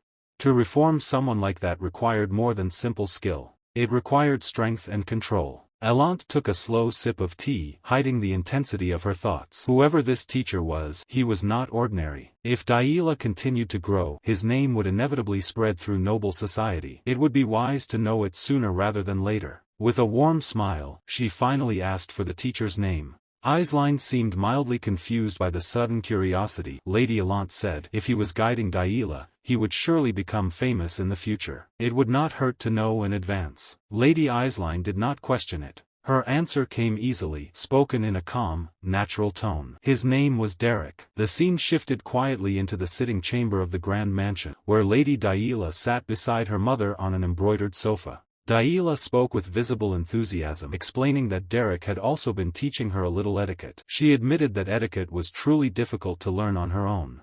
Her mother responded with a composed smile, saying she understood and that it was admirable for Daila to study by herself. However, Daila quickly clarified that it was less that she had studied alone and more that Derrick had patiently taught her. Her mother then asked what had been so difficult when she tried studying independently. Daila laughed lightly and answered that most of it had been difficult. She added, still smiling, that she could manage even this much only thanks to Derrick. At that moment, irritation flared within her mother. Though her face remained calm and her smile steady, her thoughts were anything but peaceful. But that damn Derrick, how many times was that name going to come up? She raged inwardly. She did not know what he had done to Daila, but she could not simply let things continue this way. There had to be some way around it. When their conversation ended, she excused herself with quiet dignity, concealing the anger that simmered beneath her refined exterior. The scene shifted again as she moved through the mansion halls, determined to gather information. She began questioning the household staff. Approaching a maid first, she casually inquired about Lady Daila's recent behavior. The maid smiled warmly and replied that Lady Daila had been especially kind to the servants lately. She had grown much gentler. Unsatisfied, the mother continued her inquiry and spoke to a gardener. The gardener also smiled and remarked that Lady Daila seemed to be in a very good mood these days. She had become so gentle and had changed remarkably in just a few weeks. Finally, she turned to the butler. The butler paused thoughtfully before saying it was truly surprising, as that kind of refined demeanor was something he had only ever seen in Lady Aisling.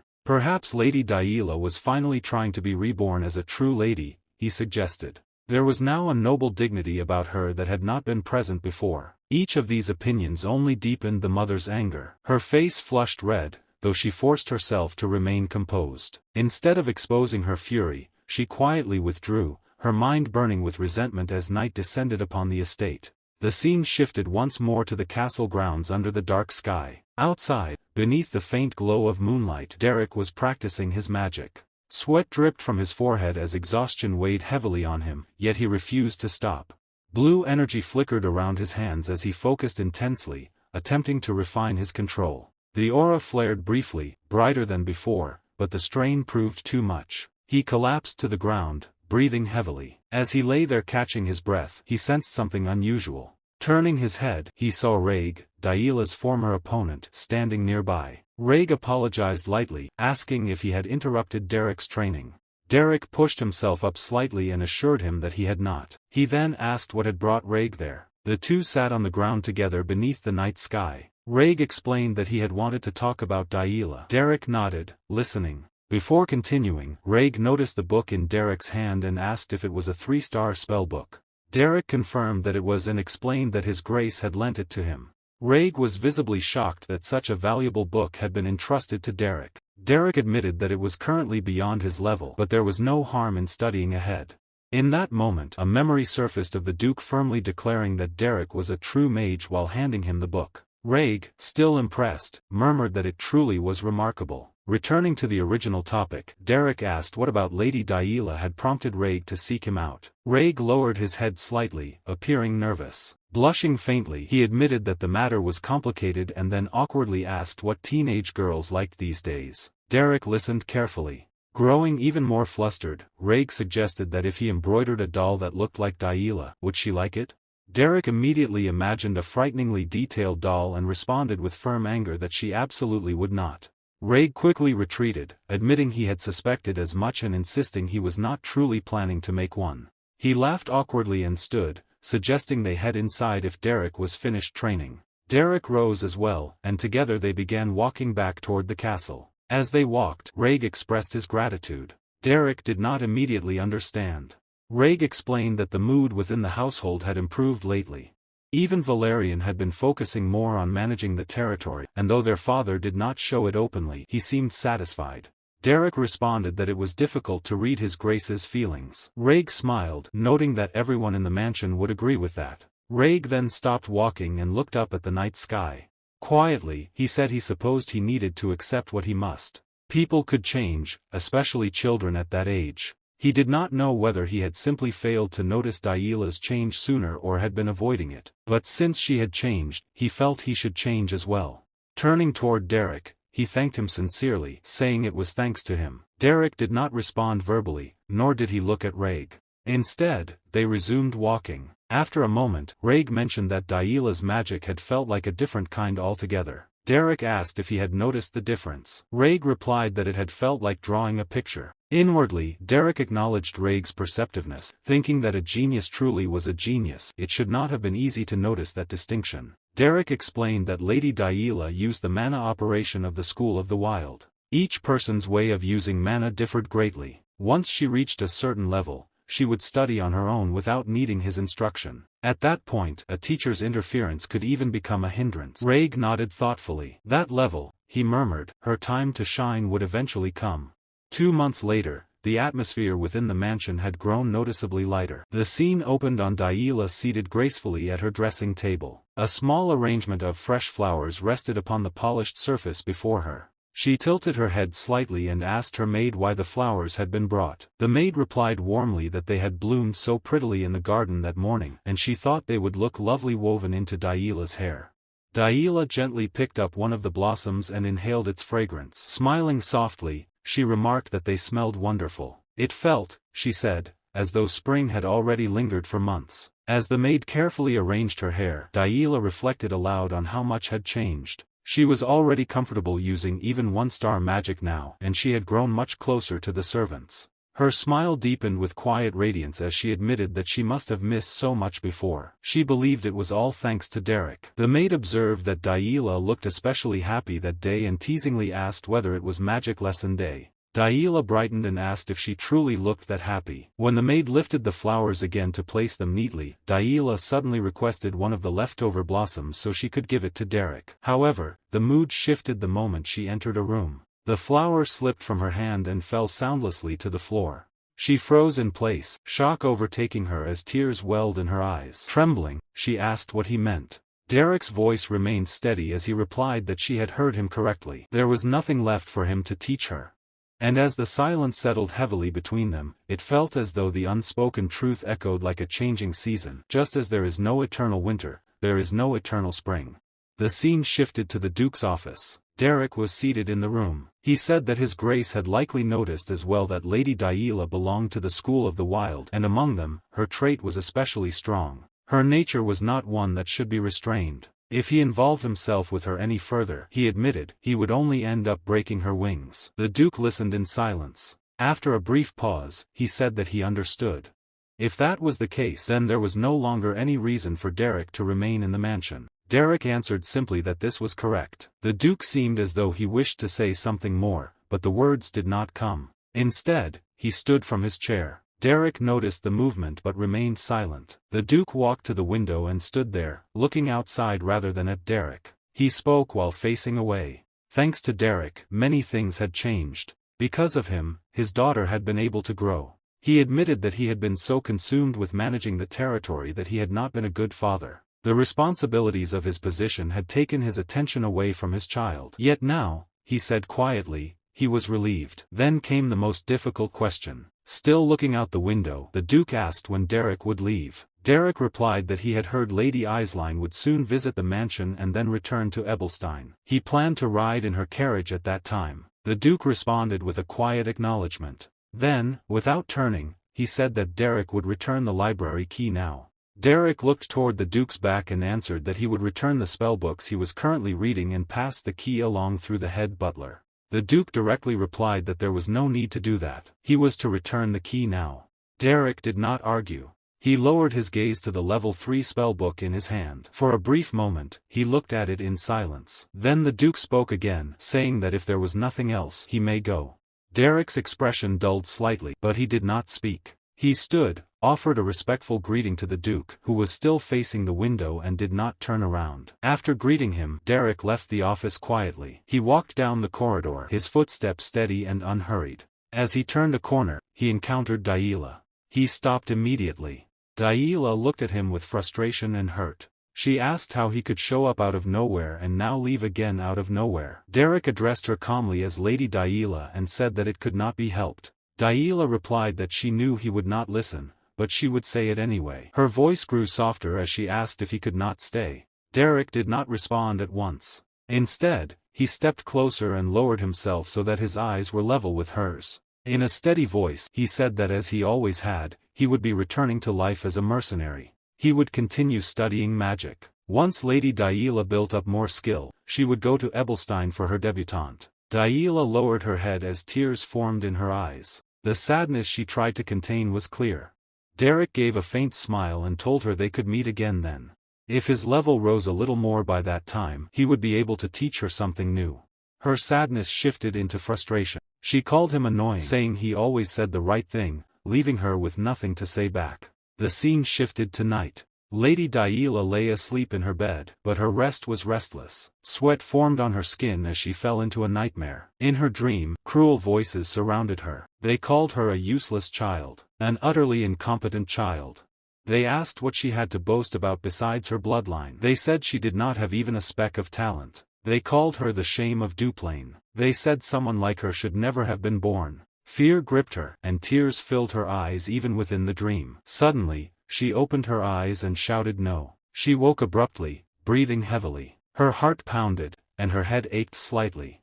After a moment, she realized it had only been a nightmare. A maid rushed into her room, alarmed. She called out to Lady Daila and asked if she was all right. She said she had heard shouting and wanted to know what had happened. Daila looked at the maid in silence.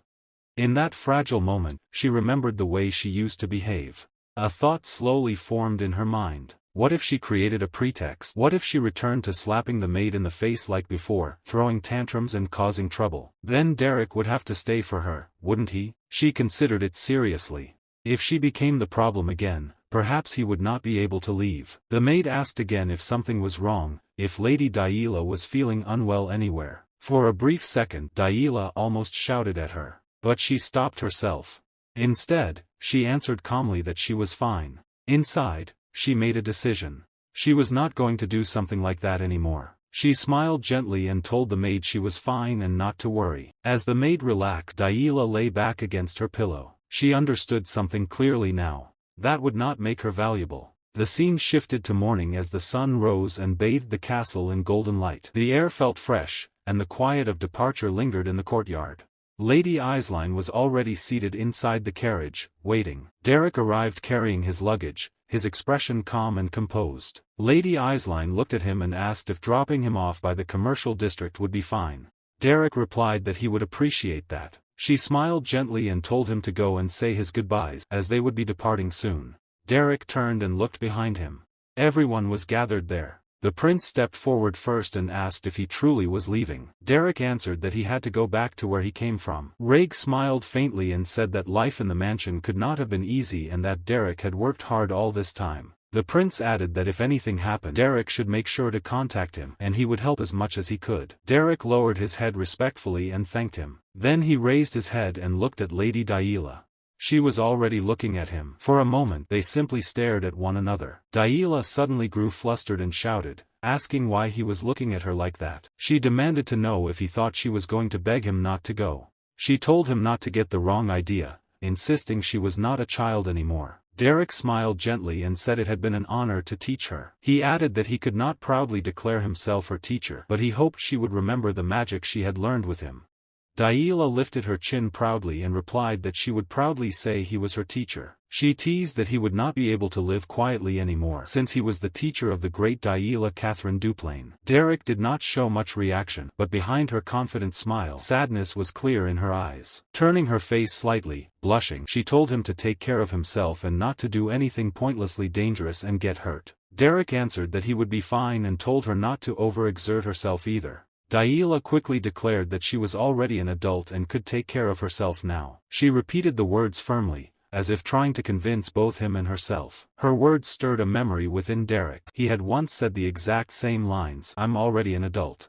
I can take care of myself." He had spoken them to a woman who had responded by hugging him tightly. His eyes widened slightly at the memory. She had smiled and told him to take her words to heart. The present returned. Derrick spoke her name softly. Then he reached out and gently patted Daila's head. Her eyes widened in shock at the unexpected gesture. While patting her head, he told her that she did not need to become an adult so early. Tears gathered in Daila's eyes, but she did not let them fall. Derrick stepped back and turned away. Daila quickly wiped her face. As he began to leave, she shouted his name. Derrick stopped and turned around. Daila forced a bright smile and called out to him, telling him they would see each other again. She waved at him. Derrick lowered his head politely in farewell and said they would meet again in Ebelstein. Lady Daila. Tears finally filled her eyes as she answered softly, "Okay." And like that, Derrick left the castle. By evening, he arrived at the Ebelstein commercial district. Two men were shouting excitedly, urging someone on, telling them to kill him and beat him up more. Derrick stepped closer quietly, unnoticed. A blonde-haired lady was punching a boy, and blood stained the boy's face. She struck him again, then paused as if sensing something. She turned around. When she saw Derrick standing there, her expression brightened instantly. She called his name. Derrick looked at her steadily and said, simply, that he was back home. The scene moved to the warm, bustling interior of Belden's Tier, where laughter and chatter filled the tavern, a stark contrast to the tense atmosphere that had clung to Derrick earlier. Behind the counter, Jiden raised a glass of amber-colored wine, a playful grin on his face. "Honey wine," he said, his tone teasing. "The nobles pretend it's all refined and proper when they drink it, but you always liked it, didn't you?" Derrick offered a quiet nod, accepting the gesture. Jiden waved his hand dismissively, his voice carrying lightly through the room. "Consider this a welcome drink. On the house." Pauline, standing nearby, watched him closely, her eyes narrowing as if studying him. After a pause, she asked, a hint of curiosity lacing her words, "Were you always this pale, or did the nobles drain you further?" Derrick tilted his head slightly, a trace of confusion on his face. Not fully understanding her implication, he remained silent. Pauline's smirk widened as she leaned in, teasing, "When I heard you became a magic teacher, I imagined the nobles must all be taking some strange potion together or something. So, what happened? Tell me," she pressed, eager for a story. Derrick's response was calm, measured. "I just worked there. Nothing more to it." Pauline's disbelief was exaggerated, leaning back with a dramatic smirk. "Wow. You talk just like one of them now. Couldn't you share a little more?" Before she could continue, Jiden intervened, placing a drink in front of her. "Pauline, that's enough. Just drink this." But Pauline's frustration spilled over. Slamming her hand on the table, she snapped, I went through all that trouble working alone because he wasn't here. I'm so annoyed.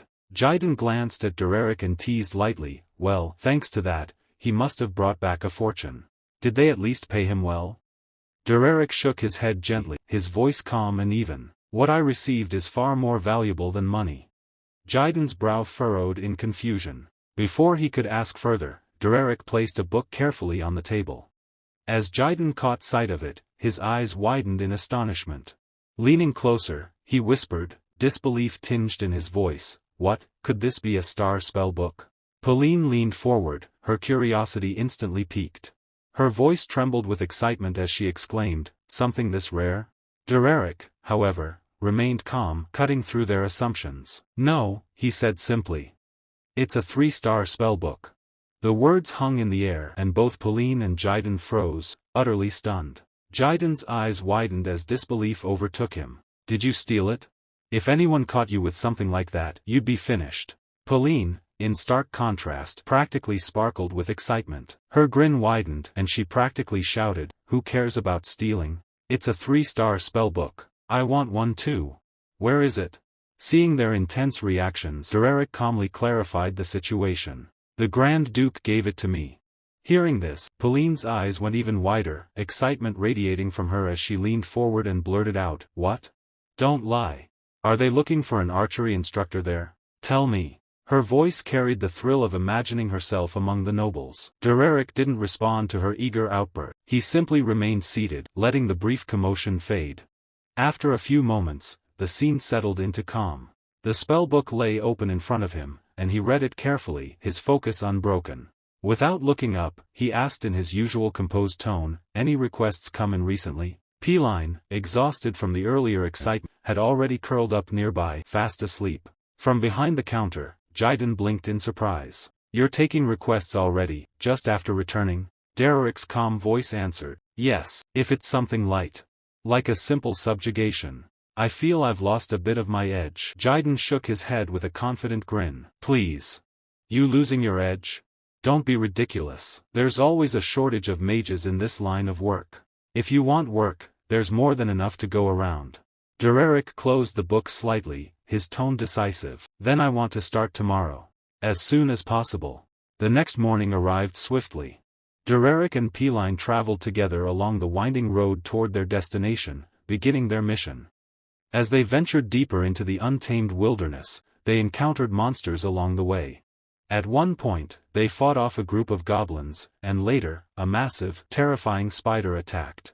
With skill and coordination, they overcame each threat, pressing onward deeper into the dangerous wilds.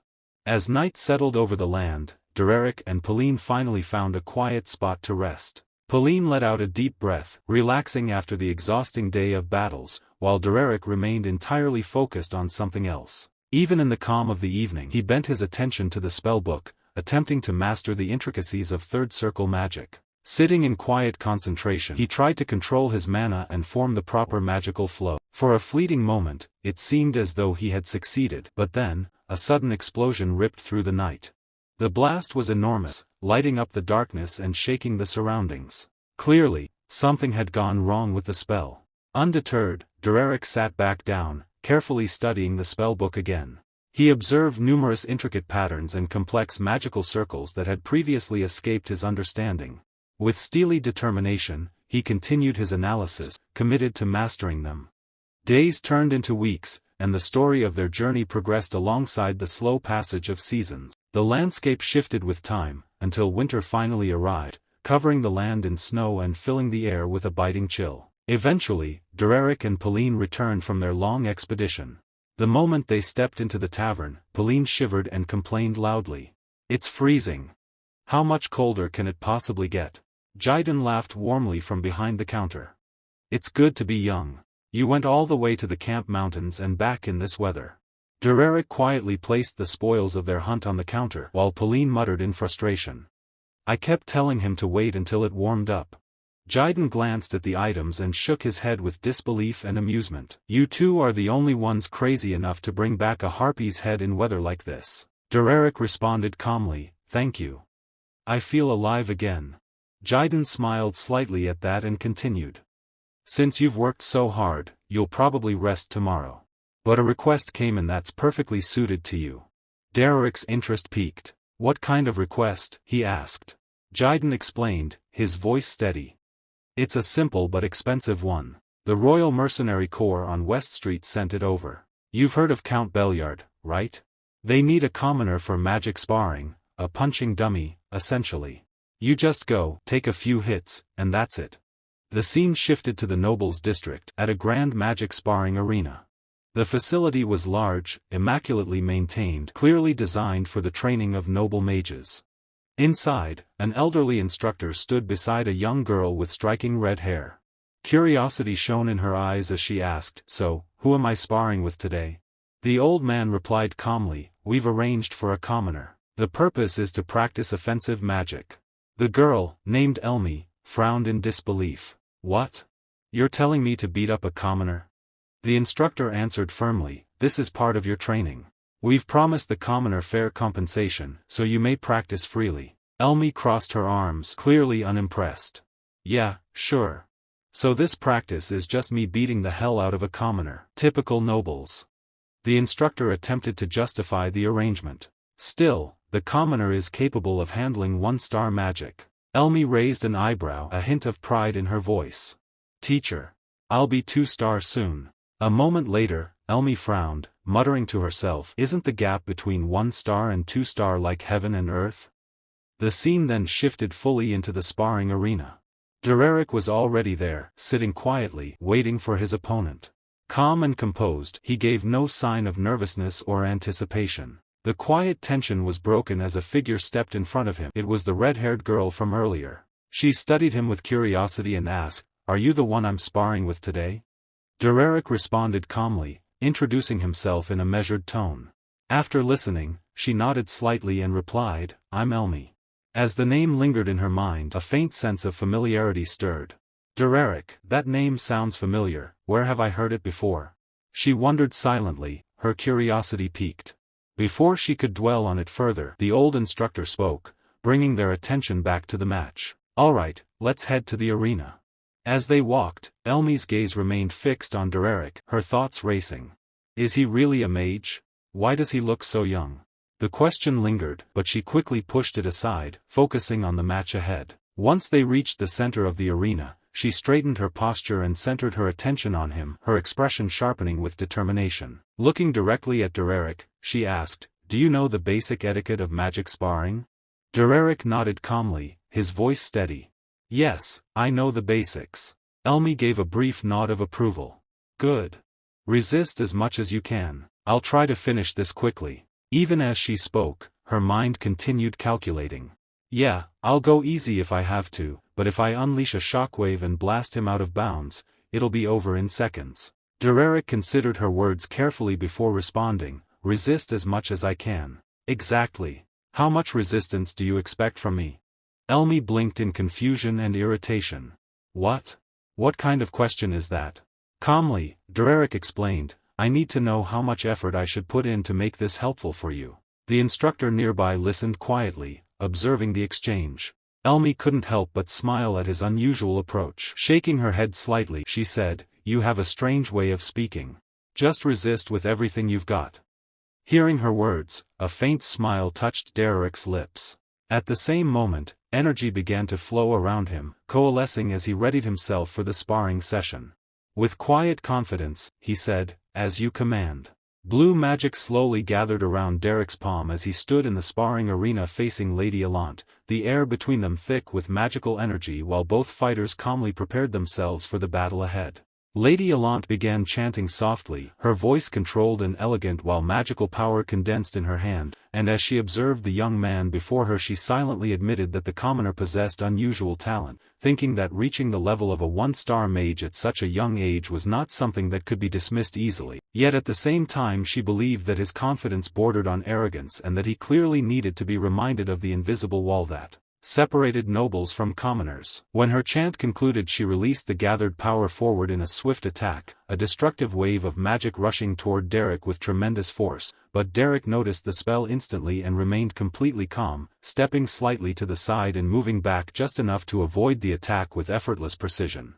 The spell shot past him and crashed into the trees behind the arena, exploding violently and slicing through several thick trunks as if they were nothing more than paper, splinters and dust scattering across the ground. Lady Alant's eyes narrowed in disbelief because the ease with which he had dodged her spell felt almost insulting, while Derrick looked at her with quiet confidence and casually wondered what she intended to do next, his calm demeanor irritating her even more.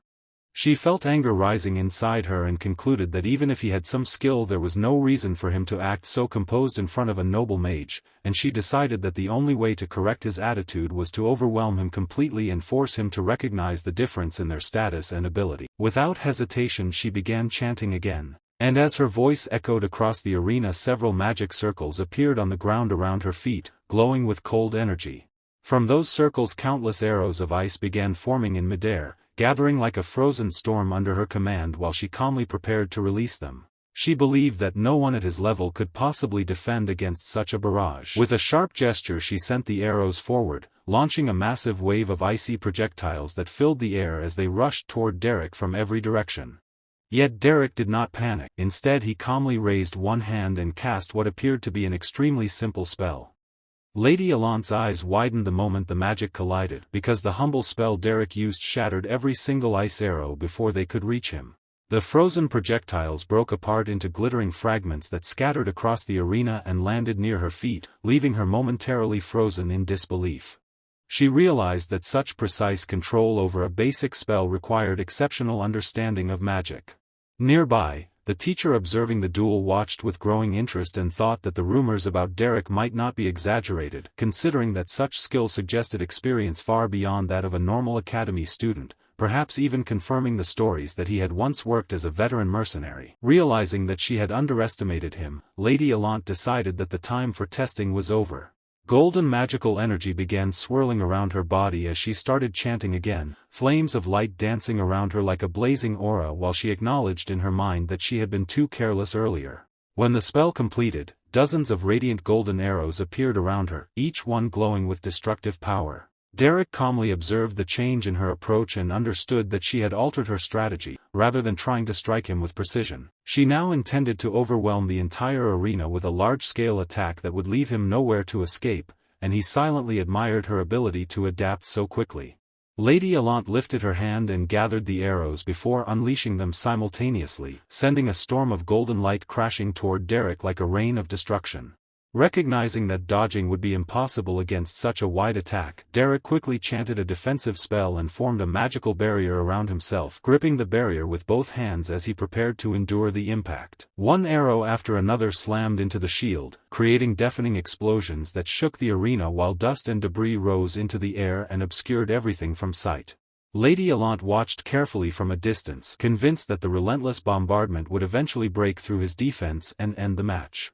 However, when the smoke began to clear she saw Derrick still standing in the same place, holding the barrier firmly and showing no sign of injury.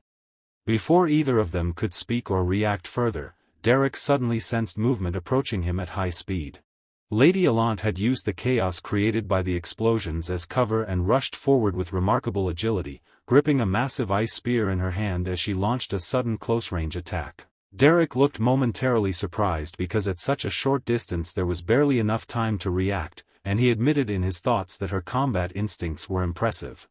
Acting immediately, he moved his fingers and released a small spell that produced a blinding flash of light between them, freezing the air for an instant and forcing Lady Alant to shut her eyes while she cursed under her breath. Struggling to regain her balance, she cautiously opened one eye again only to realize that Derrick had vanished from her sight entirely. Unable to see clearly, she attempted to calm her breathing and focus on her surroundings, believing that if she relied on her hearing she might detect his movement and respond accordingly. Moments later she felt a faint trace of magic pass near her, causing sweat to form on her forehead as she wondered if something had just moved silently beside her. Soon she faintly spotted Derrick standing in front of her once again, 3 small spells floating calmly around his body.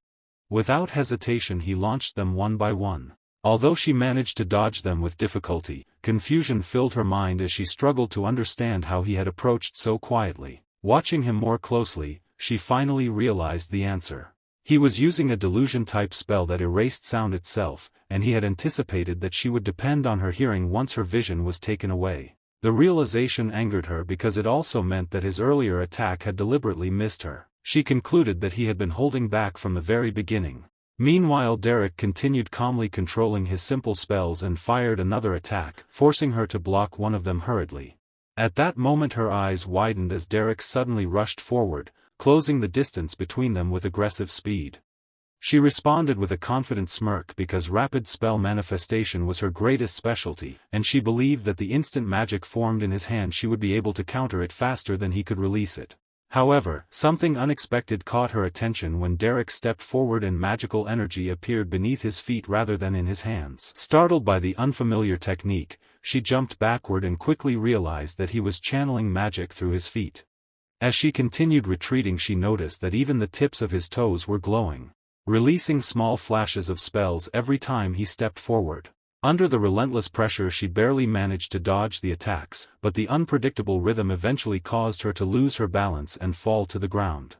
The observing teacher watched with wide eyes and concluded that Derrick's technique resembled the unpredictable methods of the School of the Wild, where magic flowed freely and could emerge from any part of the body, making it nearly impossible for practitioners of the disciplined School of Regulation to anticipate the next move. Back in the arena, Lady Allant placed a hand on her head and looked up at Derrick, admitting with a nervous laugh that he was an extremely interesting opponent.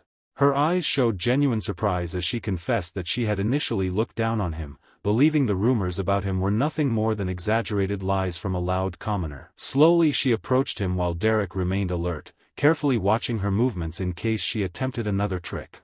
Then she lowered her head slightly and expressed sincere appreciation, explaining that the fight had shown her something fascinating and that she was grateful for the lesson he had unknowingly given her.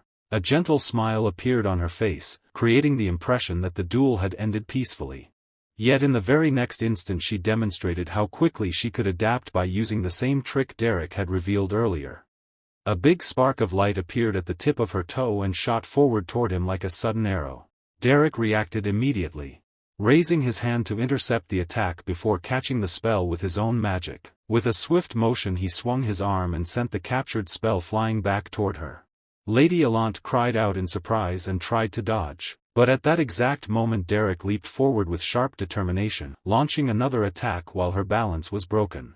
His eyes were focused and intense while she stared in shock as his strike rushed toward her, realizing that the battle had reached a decisive moment where even the smallest mistake would determine who would stand victorious in the arena.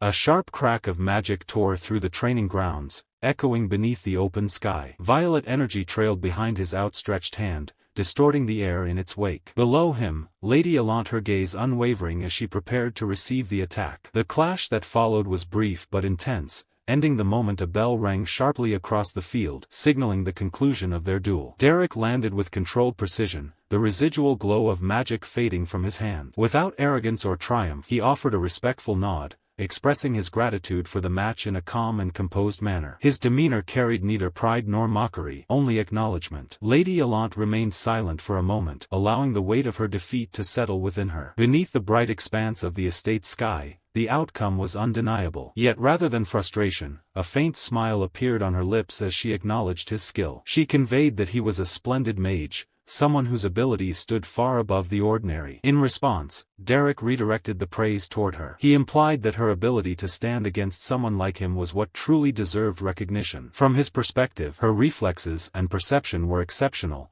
unlike anything he had encountered before. It was clear to him that she possessed an unusual level of awareness, as though she were deeply accustomed to navigating a harsh and unforgiving world. She interpreted his words with quiet amusement, suggesting that such skill could not have been achieved without enduring relentless hardship. Despite his status as a commoner, she believed he must have carved his strength through bone-grinding effort. Derrick did not deny this. Instead, he admitted indirectly that survival in his line of work left no room for weakness. Living as a mercenary meant constant struggle, where strength was not a luxury but a necessity. Their conversation gradually shifted. Lady Allant showed curiosity toward his background, subtly probing into his origins. She had heard that he was a refugee from the north, yet his combat style did not match anything she had seen before. In her thoughts, only one figure resembled such a method of fighting, a feared individual known as the Emperor's Dog. However, she dismissed the possibility, reasoning that such a person could never simply appear as a displaced refugee. When pressed for answers, Derrick remained reserved. He gave the impression that he was under no obligation to reveal his past or identity. Instead, he offered a vague explanation, suggesting that his abilities were the result of a personal skill he had developed on his own. His words neither confirmed nor denied her suspicions, leaving an air of mystery lingering between them. The name of Aisline Eleanor surfaced soon after, subtly altering the atmosphere. At the mention, Derrick's attention sharpened,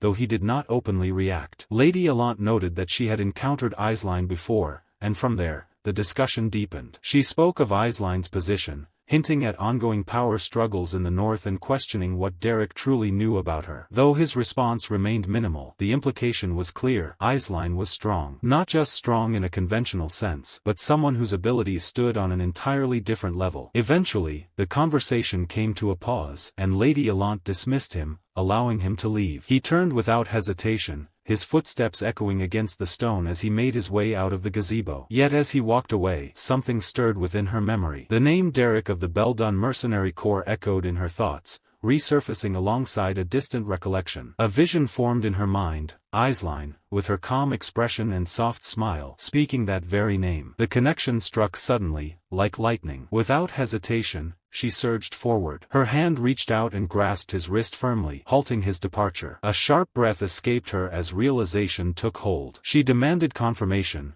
pressing him with urgency as she connected him to the story she had heard before, the mercenary who had transformed an incompetent girl named Daila into a mage. The sun had begun to set by the time they moved indoors, its fading light casting long shadows across the estate. Inside the study, the warm glow of the fireplace flickered against the walls, creating a stark contrast to the tension in the room. Wasting no time, Lady Alant laid out her intentions. She declared that she was willing to do anything if it meant gaining the strength necessary to defeat Aisline. Her words carried determination, but beneath them lay something far more raw. When questioned, she clarified that her goal was not simply to match Aisline but to surpass her, or at the very least, to win the upcoming spar. Derrick regarded her with quiet observation, noting the intensity of her ambition. At first, he described it as remarkable competitiveness. However, she rejected such a polite interpretation. She admitted the truth plainly. What drove her was jealousy. It was an emotion she considered dirty and pathetic, yet she did not attempt to hide it. As she stared into her tea, her reflection wavered along with her thoughts. She confessed that her past actions toward Aisline had been misguided. No matter how much she gossiped or searched for flaws, Aisline had only responded with understanding, even attempting to embrace her rather than retaliate. When questioned about the reason for such an honest confession, she explained that she wanted to prove her sincerity. Even if it meant exposing her most shameful side, she was willing to do so. She recognized that Derrick, having spent time with the Duplain family, understood both Aisline's capabilities and her own limitations. That was precisely why she sought his guidance. The fire crackled loudly, its glow reflecting in both their cups as silence settled between them. Then, unable to hold back any longer, she asked what must be done to defeat Aisline. Derrick acknowledged Aisline's overwhelming strength. He implied that she was already beyond the level most would expect, perhaps even approaching a state that could not easily be measured. Compared to that, Lady Alant's chances were not just slim, they were nearly non-existent. He stated the truth plainly. She could not beat her. The words lingered heavily in the air, yet they failed to shake her resolve. Rather than retreat, she leaned forward, her determination hardening. Even if the odds were impossibly low, she insisted that she still wanted to win. In her mind, the question was no longer about possibility, it was about will. She reminded him of something significant. He had once taken someone completely worthless in the field of magic and turned her into a mage. If such a transformation had been possible before, then she demanded to know whether he could do the same for her. For a brief moment, he remained silent. Then, he admitted that there might be a method worth attempting. However, his tone suggested hesitation. There were certain matters that troubled him, things that needed to be addressed before any agreement could be made. Her expression shifted instantly, her desperation giving way to anticipation. She urged him to continue, making it clear that she was ready to hear whatever conditions or concerns he had. Derrick began by asking whether she knew exactly how he had taught Lady Daila, to which Lady Alant admitted that she did not know the details but insisted that it did not matter, as she was willing to do anything to win. He then continued, reminding her that he was a mercenary, implying certain consequences, but she passionately dismissed his concern, saying that if he was worried about people gossiping or sneering at a noble young lady learning magic from a mercenary, he should not be, as she was completely serious about her ambitions. She declared that she intended to become someone whose name would echo throughout the entire empire, and that failing to take first place in Ebelstein's social circle would be utterly absurd. As he watched her silently, she suddenly slammed the table and shouted that he must not dare question her sincerity over something so trivial, emphasizing that she knew very well what mattered more than pride. After observing her for a moment longer, Derrick calmly clarified that his point was simply that she needed to pay him because he was a mercenary. She was initially taken aback and about to respond, but then paused, blushed, and realized his meaning, awkwardly agreeing that she could pay him as much as he wanted while nervously remarking that the room felt unusually hot. As Derrick looked at her with a darkened expression, he thought to himself that if she was truly serious, then he too should respond to her determination with equally harsh methods.